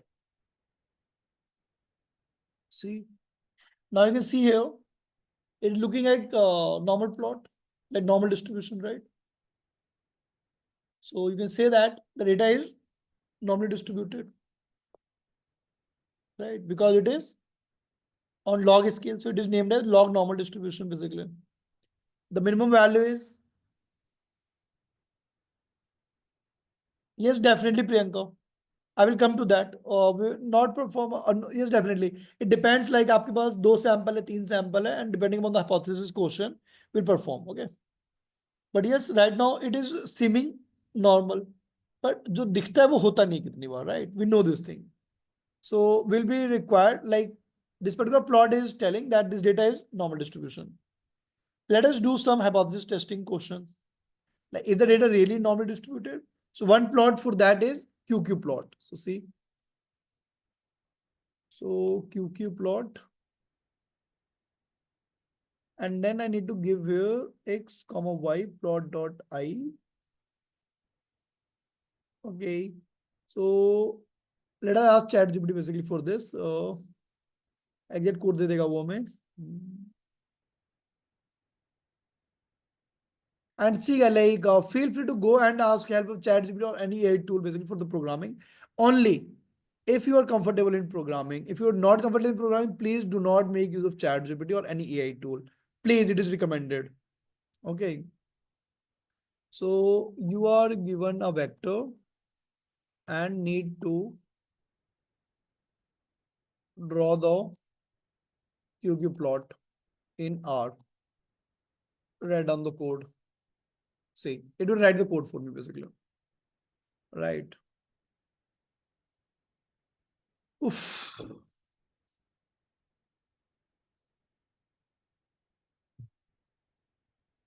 It's taking time. Oh, मैंने 0 1 किया हुआ है, sorry.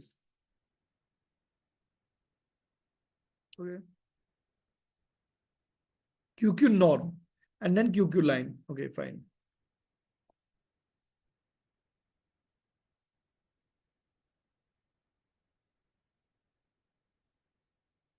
So I can take these two and then I will go to my R.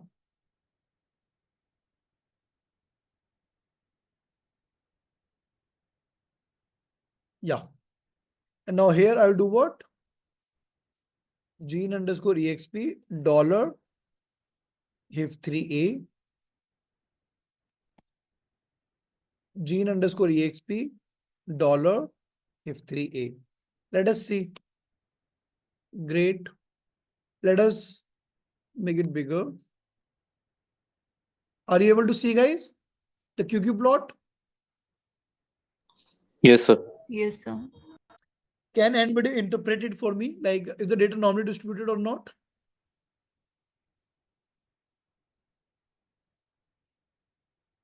See, when the data set falls on a straight line, on this straight line, that means complete normal distribution. Like here we can say that the value ranging from this point to this point, they are completely falling on this line. Like they are completely normally distributed, but these ones are falling little bit deviating from the normal distribution, little bit, right? And these are little bit points. So overall, it should be normally distributed basically, right? It is, right? So if the data point follow a 45-degree line and it looks like a straight line, it means complete normal distribution. From this, you can generate one hypothesis also that majority of the data points follow the single pattern, same pattern, and there are few data points are following another pattern, right? Similarly, like here, there are few points which are forming another pattern. So there are total 3 different patterns in the data, or 3 different clusters we can say, right? 3 different patterns are there. So this is how the QQ plot will help you to find out normality. Now there is one test named as Shapiro.test, which you can perform in order to confirm the normality. Now see here. P-value is how much? 0.1199. And now we know that if the p-value is greater than 0.05, if the alpha value is 0.05, then we do what? We accept them. We fail to reject the null hypothesis. And we say that, yes, null hypothesis is true. And therefore, the data follows normal distribution. Okay, so the data follows normal distribution here. See, so the p-value is greater than 0.05. So now did you get the idea? Like how you can do a normality check for a particular gene? Batao guys. Priyanka, is it clear? Hello? Yes, sir. Chalo, good. Okay. So you can perform a Shapiro test. Also, we can do what?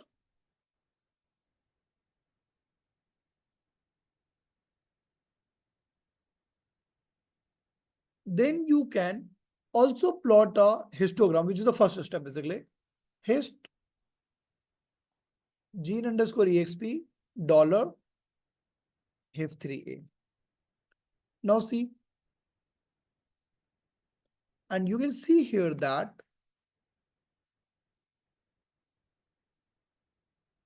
there are few points, not few, but like it is little bit negatively skewed. The data is little bit negatively skewed. The data is little bit negatively skewed. Okay. And what is the degree of negative skewness? Basically, let us calculate that as well. So skewness, I do not remember the code. Okay. Let us ask ChatGPT.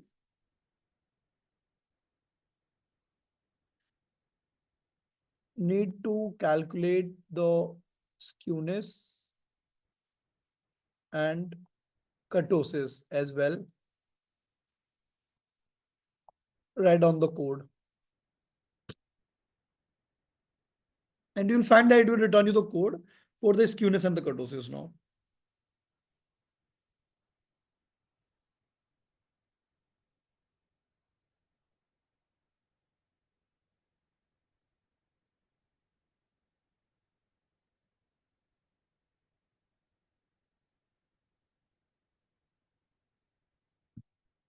See.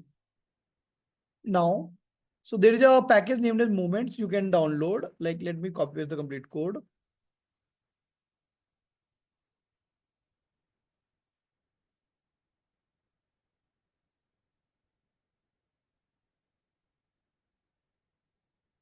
So there is a library named as Moments. You will need to call it. So yeah, fine. So after that, you can do this. Now, gene underscore exp dollar HIF3A gene underscore exp dollar HIF3A. Right? And now let us check the skewness. See, I told you that data is looking negatively skewed, and see, negative skewed values there, right? Kurtosis x underscore kurtosis. See, the data is the normally distributed curve has a kurtosis of 3. So it is having little less than that. Okay, it's fine. And data is little bit negatively skewed. Okay. But by the way, guys, do you understand the meaning of skewness and kurtosis or not? मैं skewness kurtosis बोल रहा हूँ, but आपको पता है? No, sir. No, sir. Can you हाँ, explain? good. So that is the main point. ना पता होना चाहिए. नहीं पता तो please ask. Okay, that skewness kurtosis की meaning क्या है, right? Good. So let me show you what is the meaning of skewness and kurtosis.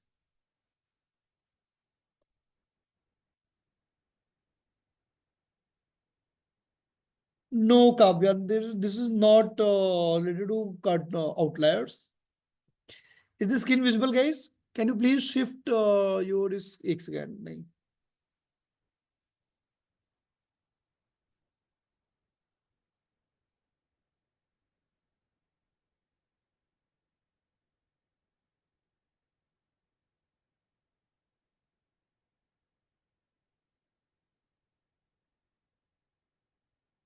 Hello. Yes, sir, the screen is visible. Yes, great. Thanks. Good. So CR, please. देखो ऐसा होता है यार, लेकिन बहुत टाइम हो जाएगा स्क्रीन के समझाने में. So fine, let me try.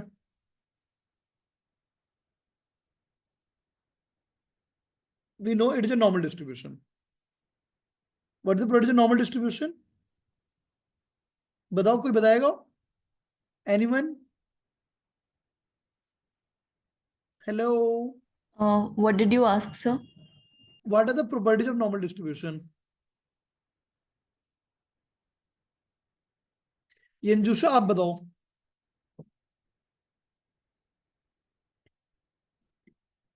Great. So Priyanka is saying majority of the value lying around the median. Yes, that is right. Yenjusha, any idea? Sir, I cannot recall, but I had read this earlier. ठीक है, good. Bell shaped curve. Good, I am happy. Yeah. अब लोगों के reply आ रहे हैं थोड़े से. Good. भैया थोड़ा And the अनम्यूट two करके बोल दे tails- करो, please. The two tails will never touch the line. Yes, that is also right? Good. Data is Mean, median, mode, all symmetrical. are equal. Good. So mean, median, mode, all are equal. दूसरा क्या है? दूसरा क्या तुम्हारा? Data is bell shaped, symmetrically distributed. Okay. Now, ideal ऐसा दिखता है. अब आपका जो डेटा है, values lies in one. No, values doesn't lies in one basically. So this is wrong. The sum of this area will be one basically. The total area under this curve will be one. Okay. Now, suppose you have another distribution. I just present something like this. This. And you have another distribution like this. Ideally distribution कैसा होगा हमारा? ऐसा symmetrically distributed. But black वाले में क्या problem है? A में, और इसमें क्या प्रॉब्लम? B में. इसमें आपकी जो टेल है लेफ्ट साइड में बहुत लंबी है, राइट? और बी वाले में टेल आपकी राइट साइड में बहुत लंबी है. Okay.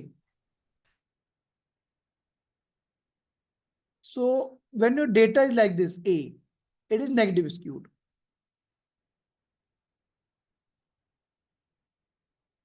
And when your data is like this, B, when the tail is very thicker on the right hand side, it is named as positive skewed. And they are in comparison to the normal distribution. Normal distribution ideal है आपका symmetrically distributed. ठीक है. Kurtosis क्या होता है? आपका ideally कैसा है? ऐसा. एक सेकेंड. आइडियली ऐसा है. Normal distribution. एक कर्व मिल गया, वो ऐसा मिल गया, देखो वो ऐसा मिल गया, और एक कब मिल गया, वो आपको ऐसा मिल गया है, जैसे मिल गया है. तो तीन कर्व है हमारे पास, ए, बी एंड सी. जब वो रेड वाला है, ये तो नॉर्मल डिस्ट्रीब्यूशन है, नॉर्मली डिस्ट्रीब्यूटेड है. इसे कहते हैं मीजोकर्टिक. ए वाला जो है वेरी हाई. ओके. उसका टेल बहुत हाई है. इसका टेल हाई का मतलब क्या है? जो डिस्पर्जन है बहुत ही कम है, वैल्यूज का डिस्पर्जन बहुत ही कम होगा, राइट? सारे डेटा पॉइंट क्या है? एक पर्टिकुलर पॉइंट के बीच में बैठे हुए हैं. सी, डिस्पर्जन इज वेरी लेस. वेरे जो ये वाला है बी वाला, उसका डिस्पर्जन बहुत हाई है. It is very platy, it is very platypus like, and for that reason it is named as platykurtic. Platykurtic. A is named as leptokurtic. Okay. अब जो मीजोकर्टिक नॉर्मल डिस्ट्रीब्यूशन, इसका 3 के अराउंड होता है. सो हम सबका 3 के अराउंड देखते हैं बेसिकली, लाइक 3 से कितना ऊपर नीचे है. So whatever the value we get, we subtract. मुझे एक बार देखना पड़ेगा, like I am sorry for the exact value basically for the kurtosis basically, but around 3 होता है शायद. ठीक है. या फिर वो स्क्यूनेस में होता है. I will check once. Okay. But this is the meaning of this leptokurtic. If you will go into the mathematics, then it is the 4th degree moment basically. It is the 4th degree moment, and this skewness is the 3rd degree moment. What is the moment now? That I cannot explain right now here. We'll be launching our course named as Biostatistics coming month. Okay. That is a pre-recorded lecture. There we have taught all these concepts in very much detail. Okay, you can go from there basically, and you will be able to understand all these concepts in detail and depth. Okay. Moment क्या होता है? Moment कैसे calculate करते हैं? क्यों करते हैं moment calculate? What are the benefits of calculating moments? What is the meaning of skewness, kurtosis, and all these things? You can go from there. Okay. So now, do you have any idea, guys? Did you get a little bit idea about now this? Skewness and kurtosis क्या होता है? बता दो. Hello. Yes, sir. थोड़ा जोर से बोल दो guys. I will not eat you. Yes, sir. Chalo good yaar. My God.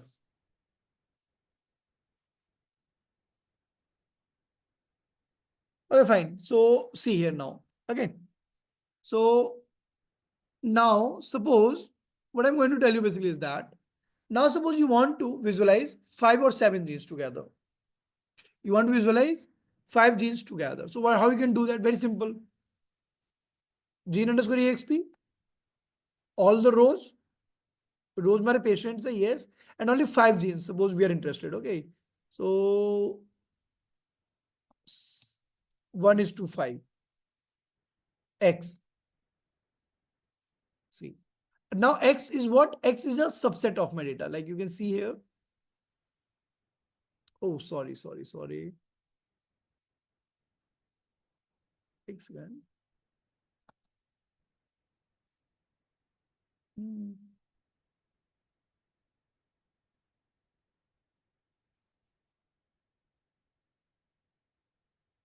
Fine. Now you can see here that this is my X, right? I have filtered only the 5 genes. And now suppose you want to visualize all these 5 genes in a single box plot. In a single frame, all the genes. So what you can do, you can simply give a code box plot and X. Now see here, you're able to get all the 5 genes in a single frame. Now what you can comment upon this, see, RNF70 is having very high number of outliers. HIF3A having no outlier, only one outlier gene. RNF10 is having large number of outliers, and the data will be basically your negatively skewed for the RNF10 as well. For the RNF11, the data will be approx complete normal distribution. Skewness will be very, very low. And the first gene, ARHGEF10L, there are few outliers, and the data will be a little bit negatively skewed. Okay. Now, because in this data, I have not downloaded the clinical data that I will show you tomorrow. Now, what will be the task? There will be 2 conditions for this data, or 3 conditions. Now, suppose that 3 conditions are there. Okay, this is the topic with which we'll end the session for today, basically, and tomorrow we'll continue from here.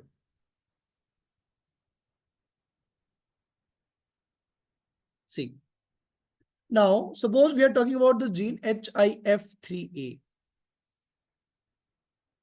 guys, आपको मेरा screen दिख रहा है क्या tab का? नहीं दिख रहा होगा, right?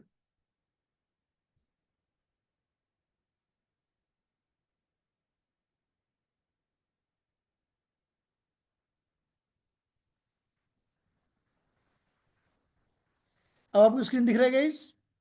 My tab screen? Yes, sir. Chalo, good. See, suppose that the gene is HIF3A. And now you are going to ask a question. There are 2 conditions, A and the B. What are the conditions? They're like glioblastoma A, multiforme, and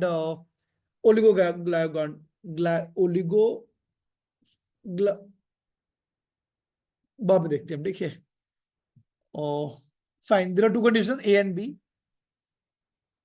Now, suppose distribution of A is like this and distribution B is like this. And now can you tell, is there any significant difference between A and B or not? The gene is the same. Gene is what? HIF3A. The median expression value here is this much and here it is this much. So B is higher, A is lower. So the gene is what? Upregulated. If I am going to do B upon A, the gene is upregulated, right? If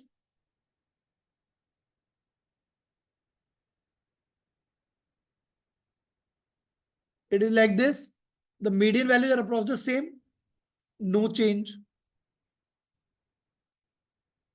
And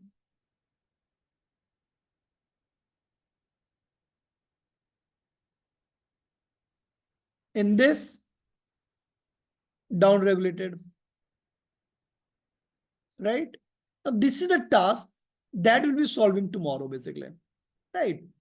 That how do we identify the differentially expressed set of the gene? This is named as or known as differential expression analysis, basically.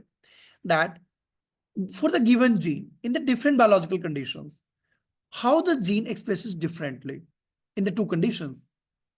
Is the gene highly expressed in condition A or highly expressed in condition B? And based upon that, we are interested to find the set of all the genes. And from there, we start the machine learning part then. Like this, like suppose that out of 20,530 genes, you will select only 200 genes. Trust me, you will select only 200 genes. I will teach you tomorrow how to select those genes. Okay. Suppose we are going to select only 200 genes. Now we'll be interested to run a machine learning model and select only 50 features from there then. And which are the 50 genes having the maximum potential to classify condition A with condition B and report those genes. Then we'll be interested to find what is the biology associated of these 50 genes. Then I'll be interested to ask how the PPI network of these genes look like. Are all the genes coming from different biological pathways, which is good sign, or all the 50 genes are coming from the same biological pathway, right? So these are the different kind of the questions that we ask. And by the end, like suppose we are going to land up with only 20 genes, then you'll be interested to find, are these 20 genes really termed as, have the potential to be called as biomarkers or not? So then you will try to validate these 20 genes in at least 10 to 20 data sets. So then you will download 10 to 20 data sets of the same disease with the same conditions from the GEO, from the TCGA, from the other databases, Gina browser and all. And then you will again build machine learning based model and validate these genes by using transfer learning, machine learning, and all these things. So I'll be teach by the end of this workshop, you will have a good idea and understanding of all these complete analysis meaning and understanding, like what is the requirement of all these things and why do we do that. Okay. So yes, so Karam, यही चीजें करेंगे R में proper. Okay. So if you have any doubt, guys, please do not drop the call right now. Okay. So if any of you have any doubt, you can ask me now. Excuse me, sir. Yeah, please go ahead. Sir, could you please tell the database site from where we can download the data? So that you can download TCGA, लिख लो आप TCGA, Just a Gina minute, sir. browser, GEO, and there are multiple others. आप Google पे जाओ, Google पे type कर दो gene expression data sets, Google आपको recommend कर देगा 10-12 डेटाबेस. Okay, sir. ठीक है, गुड. और डाउट पूछो गाइस. Excuse me, sir. हाँ जी बताइए. Sir, I'm doing my PhD from bioinformatics in cancer, but Okay. my Can I know your name, please? yeah, Yanjusha. Okay, great. Hi, Anjusha. Yeah. So, sir, my like I am not a proper bioinformatics student. Like my masters and graduations both I have done in zoology background, Nice. and I have to work on R. So I do not have any prior knowledge of R. So I just wanted to ask if you can suggest any materials from where I can learn from basic to advanced. So you can register for my course basically where I teach all these concepts. Okay. Okay. So आप Yeah. PhD कहाँ से कर रहे हो? Sir, from Amity. अच्छा, you are also from Amity. Oh, Yes, nice. sir. Okay, so मैं बताऊंगा proper, मैं इसके बारे में बताता हूँ आपको डिटेल में कि आप कहाँ से सारी चीजें सीख सकते हो. ठीक है. Okay, sir. Thank you. बस 2 मिनट दे दो और. ठीक है. Yeah. Let us take the question of others also. Do not drop the call right now. Okay. So Priyanka is saying needed some clarification. एक second. In TPM and FPKM, so data mentioned that. Okay, great. So Priyanka, tomorrow I will explain this concept also. Okay. So tomorrow, because I'll be talking about data normalization techniques. So there are different normalization techniques like TPM is there, FPKM is there, RPKM is there. Then D-seq2 normalization is there. There is quantile normalization. So there are different data normalization techniques. Okay. And each normalization technique is to be performed in different settings. Like RPKM is preferred when the data comes from the single read. FPKM, yeah, FPKM is recommended when the data set is from the paired end reads. If I'm not confusing, okay, fine. And like this is the difference basically in both of them. Complete confirmation I will give you tomorrow when I will teach all these concepts. Okay. Then we have TPM. TPM takes into account the that factor basically like depth. TPM is also takes into account the depth and all basically because we need to take into account like depth and other things. Okay. So all the different methods differ based upon the normalization. Okay. And background information. So tomorrow I'll be teaching you all the different normalization techniques. ठीक है. अभी मैंने कुछ गलत भी बोल दिया तो pardon me for that. Yes, depth of sequencing basically, yes. कि जो depth of sequencing वगैरह कितनी थी नहीं थी उन सारी information को use करी जाती है basically. Okay, so tomorrow I will explain you all these different concepts of data normalization in detail basically. Fine, Priyanka? ये difference होता है basically सब में, and accordingly सब use किया जाता है. What is generally taken as TPM? TPM is transcripts per million basically. So it is basically the mathematical formula basically, like the given upon made total multiplied by 10 by 10 to the power 6. Okay, that we can apply. Okay. And again, as I told basically, like depth information and other things को consideration में लेने के लिए हम TPM वगैरह को use करते हैं. But exact definition, formula and everything I will teach tomorrow basically. Fine, Bitika?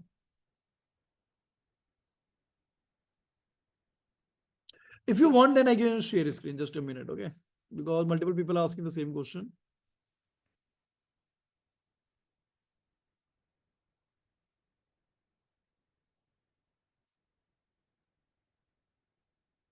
Give the formula for TPM and use case when recommended. See, it will give you, okay? At the general Q and the A, you can feel free to go and do about ChatGPT, okay? Now see, formula for the TPM is this: Ri upon Li upon 1000. So expand. TPM is this: RPKI upon summation of RPKJ into 10 to the power 6, basically. Okay. Read per kilobase upon summation of read per kilobase into 10 to the power 6. Use a specifically designed to make read counts comparable between samples with different sequencing depth. As I told you, depth is to be taken care of. Okay? By dividing the sum of RPKs each sample, TPM accounts for how deeply each sample was sequenced. Okay, so I will teach all these concepts tomorrow in detail basically, then it will become clear to you guys. Okay, do not worry for now. I will teach you these things. And for that reason, I told you that if you really want to be a good data scientist, then you really need to understand wet lab in a good manner. Okay, ये क्या हो गया? Yeah, good. Any other questions? Which is the best for analysis? Nobody can comment which is the best. We have to perform and check basically. Okay, because like, and each is to be recommended based upon the background information of the data. Like it depends upon the background level of the data कि आपने wet lab में data कैसे generate किया है. Okay, आपकी wet lab की information की basis पे depend करेगा कि आप क्या use कर सकते हो. Will a recorded video be provided after the session? That is up to me. Okay, that is up to me. Like I will provide or not. Okay, so yeah. Any other question, guys? Okay, good. So now I am presenting my screen for the last 5 minutes, and then we will have a photograph, and then we'll end the session. Okay. Is this screen visible? Can anybody please confirm? Hello. बता दो यार. Yes, sir, we can see the desktop icons. Great, thanks. So now you can see here that guys, जो आपने मेरे से पूछा है basically जोशा उसके लिए, and to all of you guys also, that see, all these things basically जो मैं आपको क्लास में पढ़ाने की कोशिश कर रहा हूँ, समझाने की कोशिश कर रहा हूँ, these are the things which one basically like do study and the task of a healthcare data scientist basically. Okay, so the person who is responsible to do all these different kind of the analysis, find out different findings, discoveries, insights from the data, is termed as a healthcare data scientist, because you are working in the field of healthcare, and there you do not only work with the genomic or the transcriptomic or the omics data basically, but you also work with the different modality of the data, like images data, like screening data. भाई patient है उसका हमने MRI कराया, MRI का data है, ठीक है, patient की क्लिनिकल लैब रिपोर्ट डेटा है, तो वो वाले डेटा भी हम टुगेदर लेते हैं. So the data scientist works with a complete different profile of the healthcare data is termed as healthcare data scientist. Is this term clear to you guys first? कि healthcare data scientist किसको कहते हैं? Yeah. ठीक है. So this is the first newsletter of our company basically जो हमने prepare किया है. Soon we will be sending this to others. Right now it is still in the preparation mode basically, but I'd like to discuss this with you. Okay. So who is a biomedical data scientist? As I told you that it is a person. He is the person who basically mainly works with the health related data and the data scientist by professional. Okay, so they really need to have good understanding of biomedical science and undoubtedly good understanding of statistics, mathematics, data science, probability, undoubtedly. Okay, so that is a healthcare data scientist. Why is it important? Because nowadays data scientists rank among the top 10 highest paying tech jobs globally. World ये scenario है कि data scientist काफी अच्छा पे ले रहे हैं, ठीक है. And trust me, in the coming era of time health care data scientist jobs are really going to be boon. बहुत ज्यादा डिमांडिंग जॉब्स हैं ये एंड आएंगी इसमें अच्छे लेवल पे बून बेसिकली, राइट.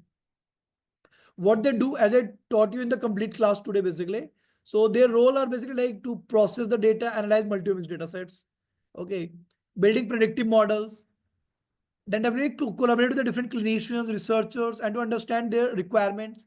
भाई आप वेट लैब में काम करो, आप मुझे रिक्वायरमेंट बताओगे सर हमें इस टाइप का डेटा, हम इस टाइप की फाइंडिंग चाहते हैं, हमें क्या करना चाहिए.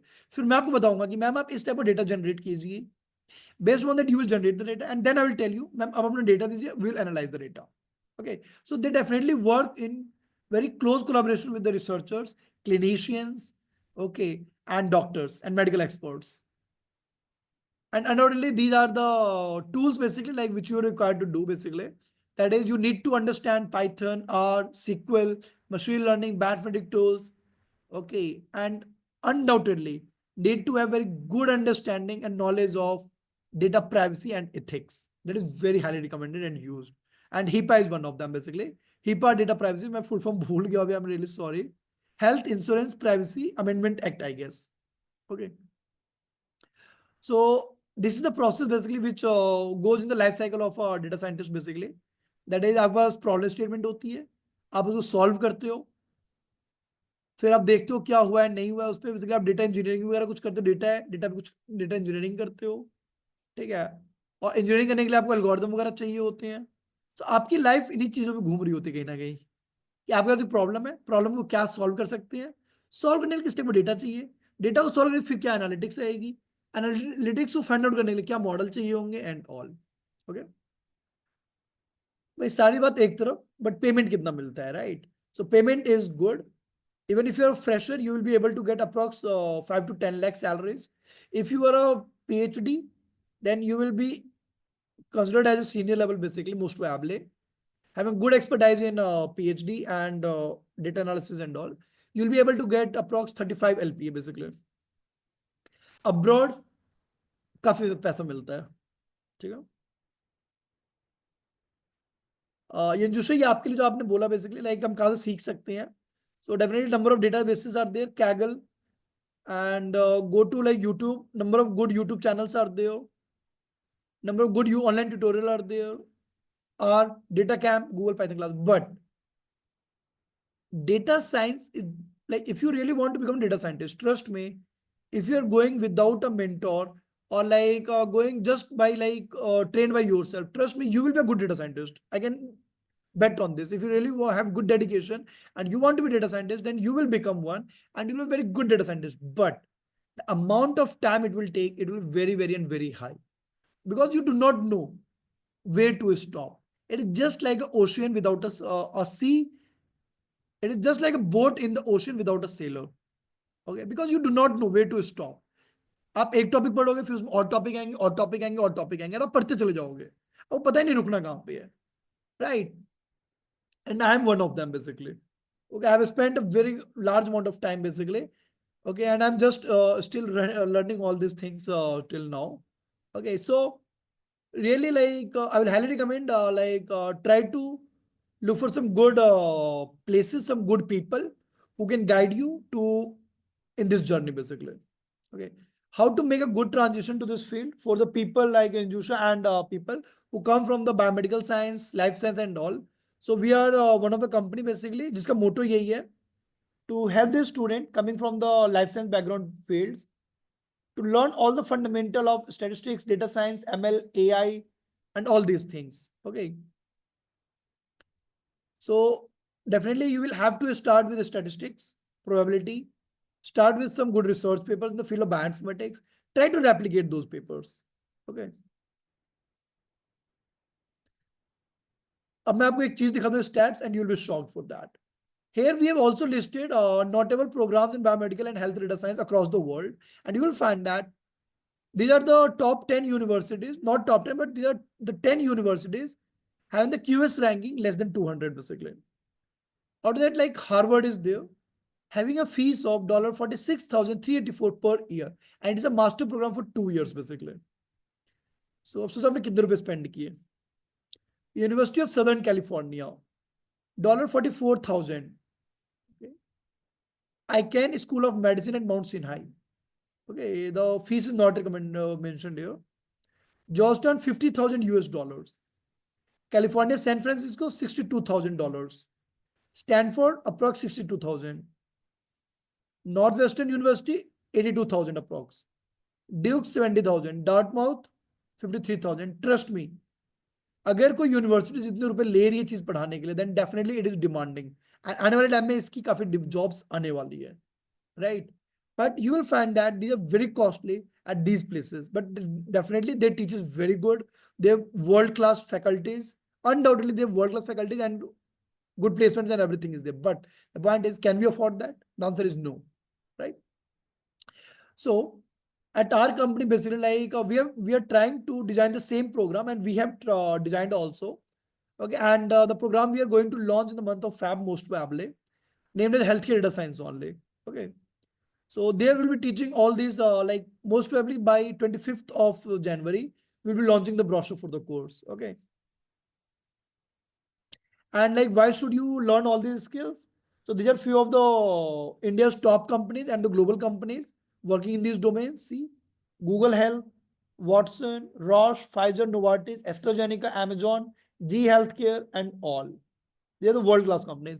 And the best part is that in one of the lecture, the last day, we've invited Neil, who is from Roche Healthcare, one of the world's biggest MNC in the field of healthcare. Okay, who is a senior AI tech lead who will be giving a talk and interacting with you guys. So feel free to have as many questions as you can. Okay.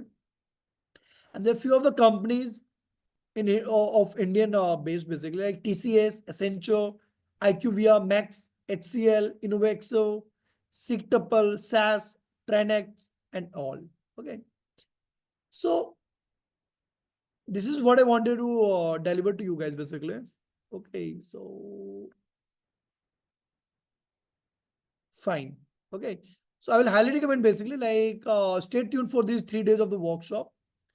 And if you really want to learn all these skills, okay, get into the habit of reading first of all. Okay, आपको पढ़ना बहुत पड़ेगा. I'm not saying like हमारे course खरीदो अगर कुछ भी करो. Start reading, learn the concepts, doubt yourself again and again. Then only you'll be able to learn at a good level, basically. Okay. So any questions, any of you guys? Hello, any questions, guys? Then I'm stopping the recording.